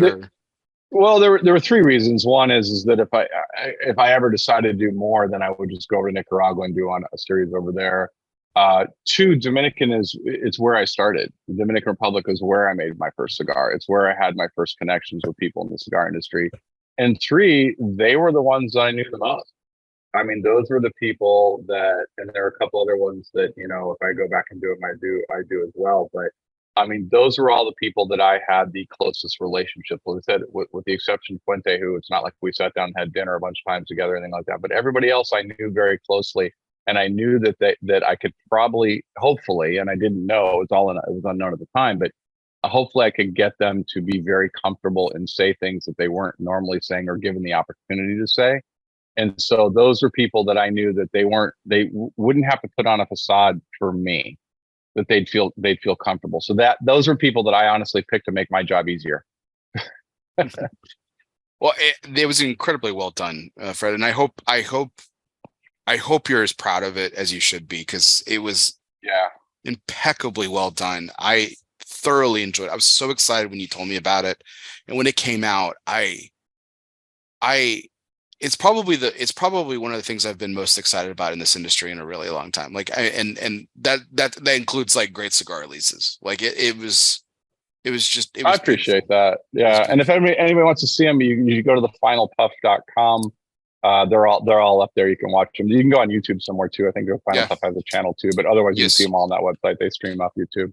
Yeah, I'm going to the YouTube channel will be in the show notes, and please, if you haven't had the opportunity, anyone out there, you have to sit down. There's 7 episodes. They're all fantastic, including the last one, which I love that you did. It was almost like 6 for us and 1 for you. I felt like on the Saga restaurant thing. I think it was perfect, man. I love that you did that. It was so cool. I gotta tell you, man, I got a lot of respect for people now. I always wanted to be like, Anthony Bourdain or Guy Fieri, that goes out there and does like, restaurant stuff. I gotta tell you, that's way harder than it looks. the sit down interviews are really easy compared to trying to cover a restaurant. And I was glad that all the people that have been to Saga, at least the ones that sent me messages anywhere, like, I think Coop sent me messages like, you captured it, and that's all I could hope for, because it's almost impossible to show what Saga's experience is without actually being there. So I was happy that people, at least that had been there, going, okay, it was represented well. It was great. I loved, I mean, just him talking about like COVID and the difficulty, and like he couldn't get the salt blocks, he couldn't get the meat, Yeah. the meat like the steaks were actually, it just gone up so much in price and everything. And it like, I think you captured the struggle of it as well too. Like, oh, here's this fantastic thing that the people in the know knew about, but you kind of peeled back the curtain for us, and for people who might just stumble on it one day, like, here's a really cool story of a restaurant that, unless you just happen to be visiting, you don't know about. And the care that they put into their product is just as much as what the manufacturers put into their, cigar manufacturers put into there, which I thought was perfect. Well, and the fun thing about Saga that I got, in the interview right away, which was always my intent, is that, Cookie didn't create and build that restaurant for smokers as much as he built it for non-smokers. He didn't like going over with all of his people to a restaurant and smoking a bunch of cigars with all the non-smokers. And I've always said, we have to be respectful of non-smokers and them not wanting having smoke if we want them to be respectful of us smoking cigars in an environment where we can smoke cigars. And I mean, here's a guy that built an entire restaurant to accommodate some of that, and he could have phoned it in. He could have just, threw any food on there and gave everybody a place to smoke. But obviously, he didn't with that menu. Yeah. The one time I've eaten there, I did not get a chance to have some of the spicy salmon tartare, and that's going to be, as much as I'm going to go back for the steak when I go back, that's going to be the other thing. I ordered for sure. Yeah. You got to get that. You got to get the mananigiris, which is the roll with the oh gosh, I can't even think of the word. I'll think of it. I'll think of it at like 3 a.m. Well, Fred, just again, thank you for doing that. I know that it was, it's something you completely did independently and on your own dime and on your own time, and I hope you're as happy with it as I know that I am. I'm thrilled. Yeah, I'm thrilled. I'm thrilled with them. It's terrific. Just got a couple of last segments here before we call it a night. And Fred, I can't thank you enough for the time and the conversation with you. It's always great. It's always great talking to you. And yeah, I feel the same. So our next segment is brought to you by Asylum Cigars. Refuge is more than just a physical place. It can be a state of mind. Some of life's greatest reflections can be found in our own personal asylum. Moments like these were made for Asylum Cigars. So light up an asylum and choose your refuge. So Fred, this segment has to do with what it suggests is like as we've talked about throughout tonight, cigars are very community driven. That's what kind of drew you to it as well. And some of our best times have been in a community, smoking together, talking together. But every so often, we get the opportunity for it's just us and the cigar, and that's it. It could be reflecting on something celebratory. It could be something of much deeper meaning and everything. I know you've probably had several of those moments over your lifetime, but what's one that comes to mind where you're like, hey man, this was a really great moment. I remember it. What were you smoking and what was that moment about, if you can recall? God, that's a great question. I think so. I used to hoard a lot of cigars. I used to, I've got several towers in my house, and I would keep these cigars, and I'm going to smoke these later, celebrate something later and have these cigars. And when Avo passed away, I had a pretty significant collection of Avos over the years, just proximity and obviously the relationship. And I had a lot of those hoarded in a tower. And I remember when he passed away, and I found out very early in the morning, and I went to the humidor to grab a cigar to smoke before it all, like the rest of the world kind of knew about all of it. And I I grabbed an Avo and I just one of the normal ones that I would always smoke. And I remember smoking it, and then I finished it, and I wasn't quite ready to go out back into the world as far as that's concerned. And I went and grabbed one of the older ones that I'd had that I'd been saving and stuff like that. And I realized that there was no reason to save them. Not because of Avo in general. It was just, I mean, you're obviously coming off the whole life is short and blah, blah, blah. But I realized that just why are you saving these cigars? Why are you not smoking? What moment are you looking for that's the perfect moment to smoke that cigar, as opposed to, do you have a moment where you're alone and you can enjoy the cigar? Maybe it's not a cigar you're bringing on the golf course because you want to give full attention to the cigar, but I realized that I had to create more of those moments that, don't put everything off to the future.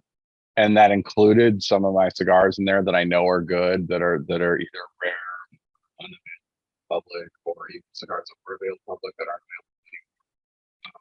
Really that moment when so I went back in and I got, like so I got one of the older cigars, and I realized, so probably that week I smoked through a bunch of them, and still have some, but I looked at my humidor differently. I think from that point on, from that moment of sitting there smoking, going, you know what, there's no point in holding on them. You're not going to regret the cigars that you smoked. You're going to regret the cigars you didn't smoke, and then you're not here, and somebody else gets them and probably will never appreciate them to what you will. So just, you know what, don't hold on to them. Light them up. Maybe you got one or two that you're hanging on to something, or whatever. You finished half a box and you leave a couple, but don't put them all off for some future date that you're hoping that everything's going to be in line, because it may not be. Heard a lot of people give that advice over the years, and I think that I think it's in moments like that where you realize that, again, to your point, as cliche as it sounds, like, life is short. Enjoy it while you can, and these cigars were made to be smoked, so why not enjoy them? I've tried to enjoy cigars differently. At my heart, I still like aging. I still like doing that experimentation, and I was talking to Pete Johnson about it once, and I was like, I like that part of it. And he says, well, for you, that's it. That's part of it. That's part of your journey. And that's part of what you like to do. And us saying to smoke it isn't, shouldn't go against what you enjoy doing with it. But, at the same time, don't put off something. And no, and I have some of those. I absolutely have some of those, and that's a different purpose, and that, but that's because you're wanting to see how they age and stuff like that. Yeah, I get that. Yeah, I do have some of these martial laws still, which was one of my favorites that you did, that I just need to. I don't know why. I'm just holding on to them, but maybe I just need to take your advice and just light them up and enjoy them, because I enjoyed them so much when you released them. Well, save one. I'll bring one. We'll smoke one together. The rest of them just smoke. There you go. So, fair enough. The second to last segment here. This is a rapid fire. We call it the this or that. I give you two choices of something, Fred, and you just you just pick one. So let's go back to your motorcycle days. Honda or Kawasaki? Honda. Okay. Harley or Indian? Harley. Is that more? Have you had an experience with Indian? Because I know they just started coming back into real popularity and everything. Have you ridden any of the new Indians? No, not the new ones. So, and I never owned an old one. So I've had several Harleys. So I'm just picking Harley. Yeah. Okay. When it comes to cigars and lighting, multi-torch or single torch? Single torch. If you had a preference on a lighter, would it be a torch lighter, or would it be like a match or something a little bit less ostentatious? No, SD DuPont Extend. Single flame, precise flame, lights every time. I think that answers my next one. I had LE Blue or DuPont lighters, so that's DuPont, I guess. I don't have an LE Blue. They're beautiful lighters. I don't have anything. I should pick one up at some point, but yeah, SD DuPont. You mentioned how you're going to do tournament fishing here in short order. So fishing in the ocean or in a river? River. What is it about it? Is it more secluded? Do you feel like it's more private, or calmer? There's not sharks. Less chance of death. Yeah, that's probably. Yeah. I mean, there's not a lot of bad movies other than Deliverance, but things happen on rivers. There's a lot of bad movies that happens out in the ocean. Yeah, Jaws. Jaws, yeah, and I saw that at a young age. That messed me up for life. Fair enough.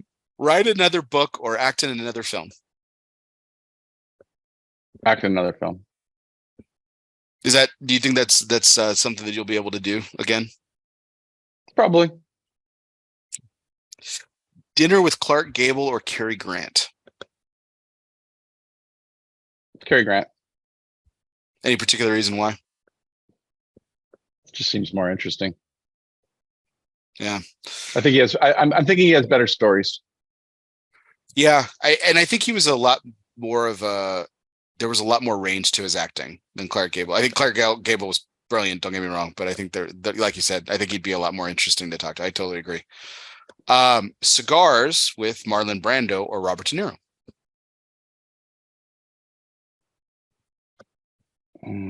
I'd have to take Brando. Again, I think he'd probably have more interesting stories, or at least actually probably tell the more interesting stories. What's your favorite Brando film? Is it The Godfather or is it something else? On the Waterfront. I love him in that film.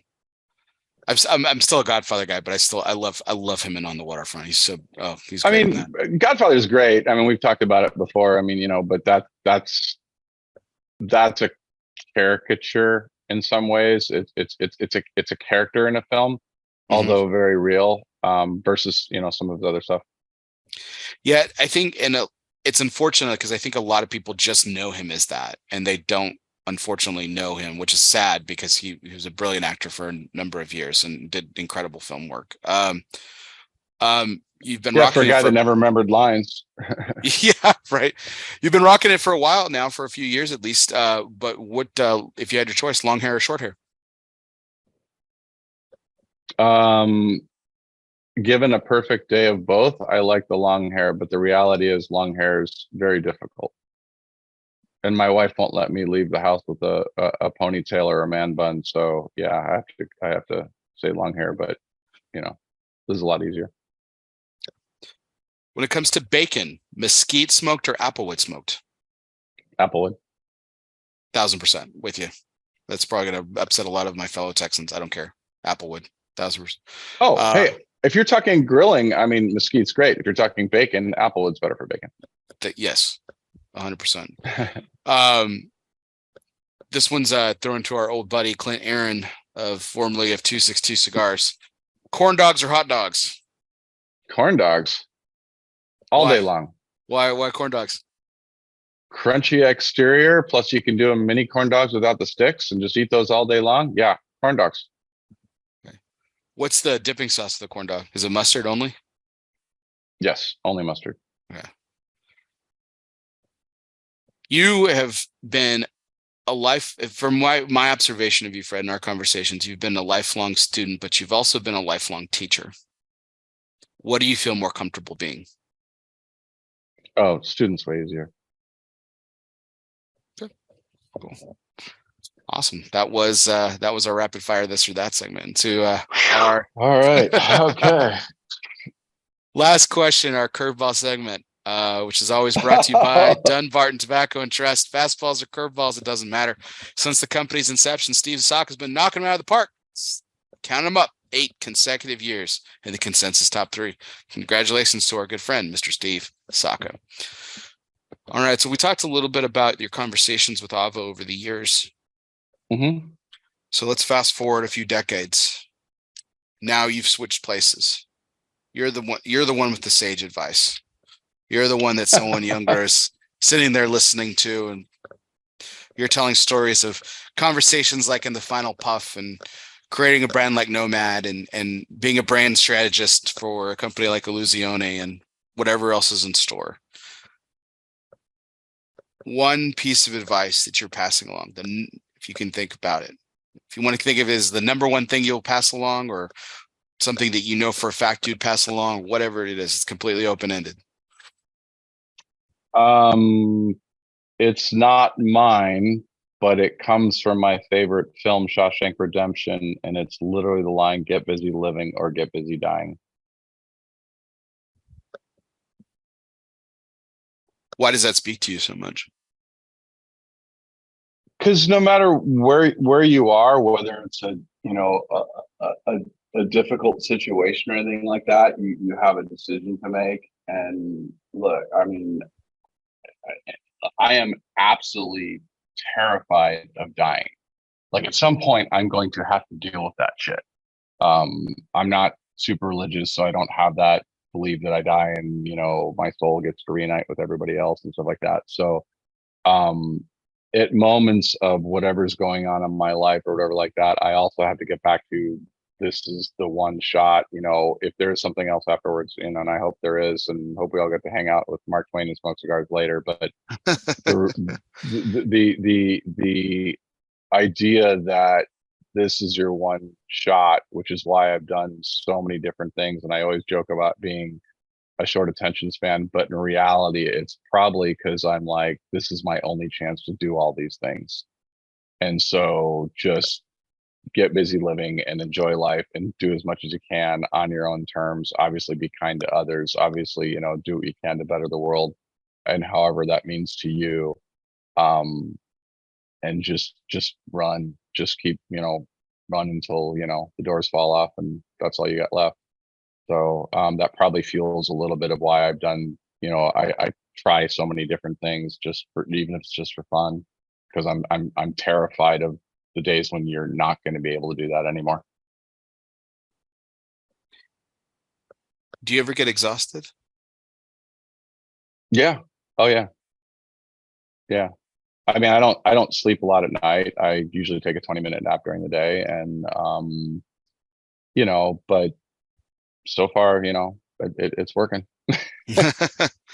No, I asked that just because I think that I mean I think that's beautiful advice, and I know a lot of people that kind of go a million miles a minute, and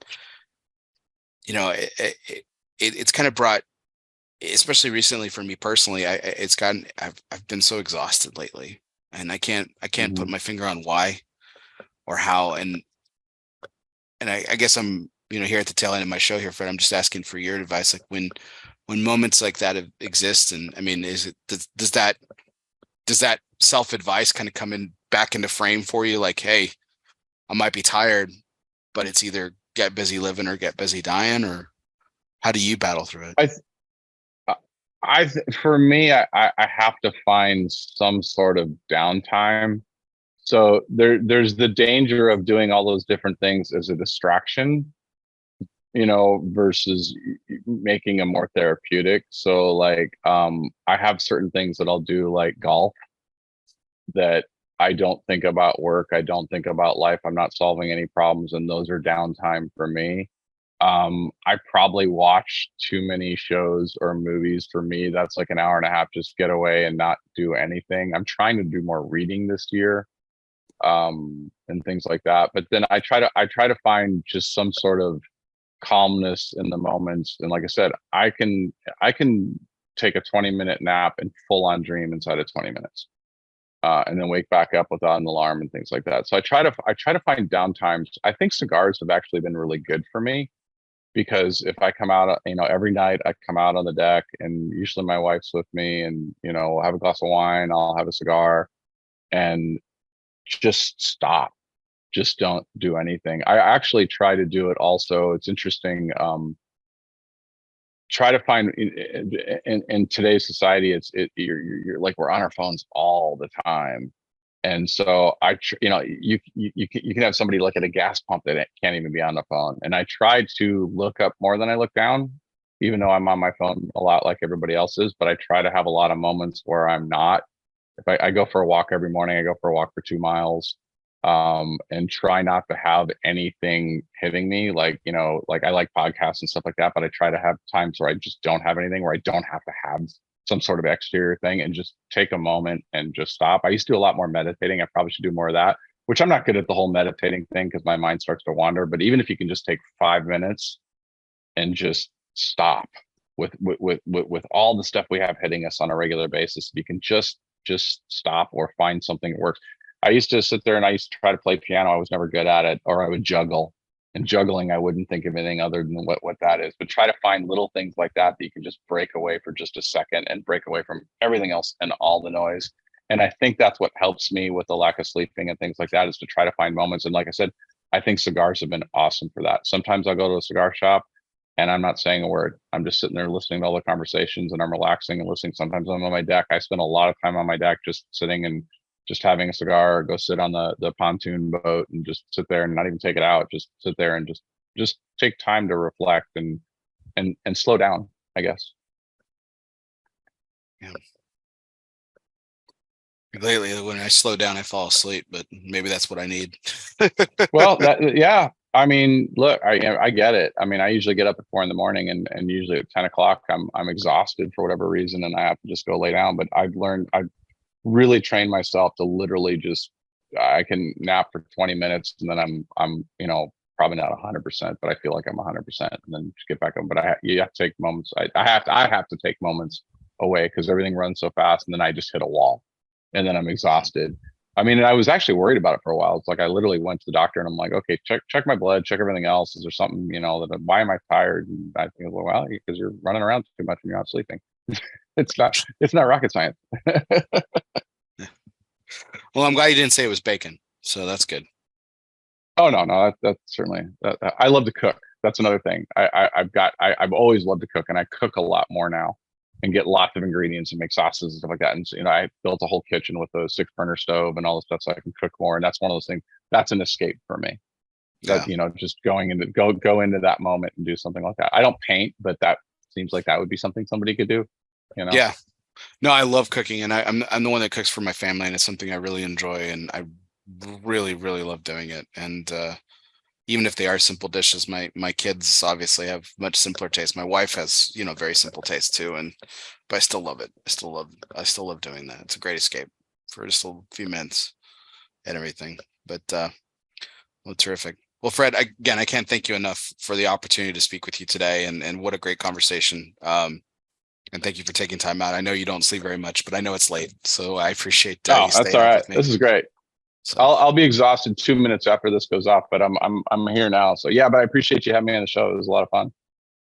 Absolutely. Well, for everyone out there, we do really appreciate all your likes, shares, and comments. Keep them coming. You can check out our YouTube channel, ELOSOFUMAR, and obviously check out our Facebook page, ELOSOFUMAR, as well. With a calendar of upcoming guests and specials as we got them coming out. We'll have some great guests coming up in the following weeks. So we will be able to see that here live every Sunday night, 9:30 Central, 10:30 Eastern. If you are listening to this later on podcast, be sure you download, subscribe, and review. Whether you're listening on Apple Podcasts, Spotify, Google Play, Podbean, or wherever you listen to podcasts. Again, hit the download, subscribe, and review button. If you already are a subscriber, do me a favor, hit unsubscribe, but don't forget to hit resubscribe because it helps my numbers so that I can get great guests like Fred whenever I want. It really helps me out. So, but for everyone out there, I really do appreciate it. This was our 247th take. On the road to 250, we got a very special take planned for our 250th take. Every take for me is very special, but I know that a lot of my audience looks forward to those milestone shows. So we got a good one coming up here for you guys in a few weeks. But for everyone out there, I appreciate it. I'm Barry Duplessis, live from the Alec Bradley Lone Star Studios of Azle, Texas. This is our 247th take. He's Fred Rewey. We'll see you next time.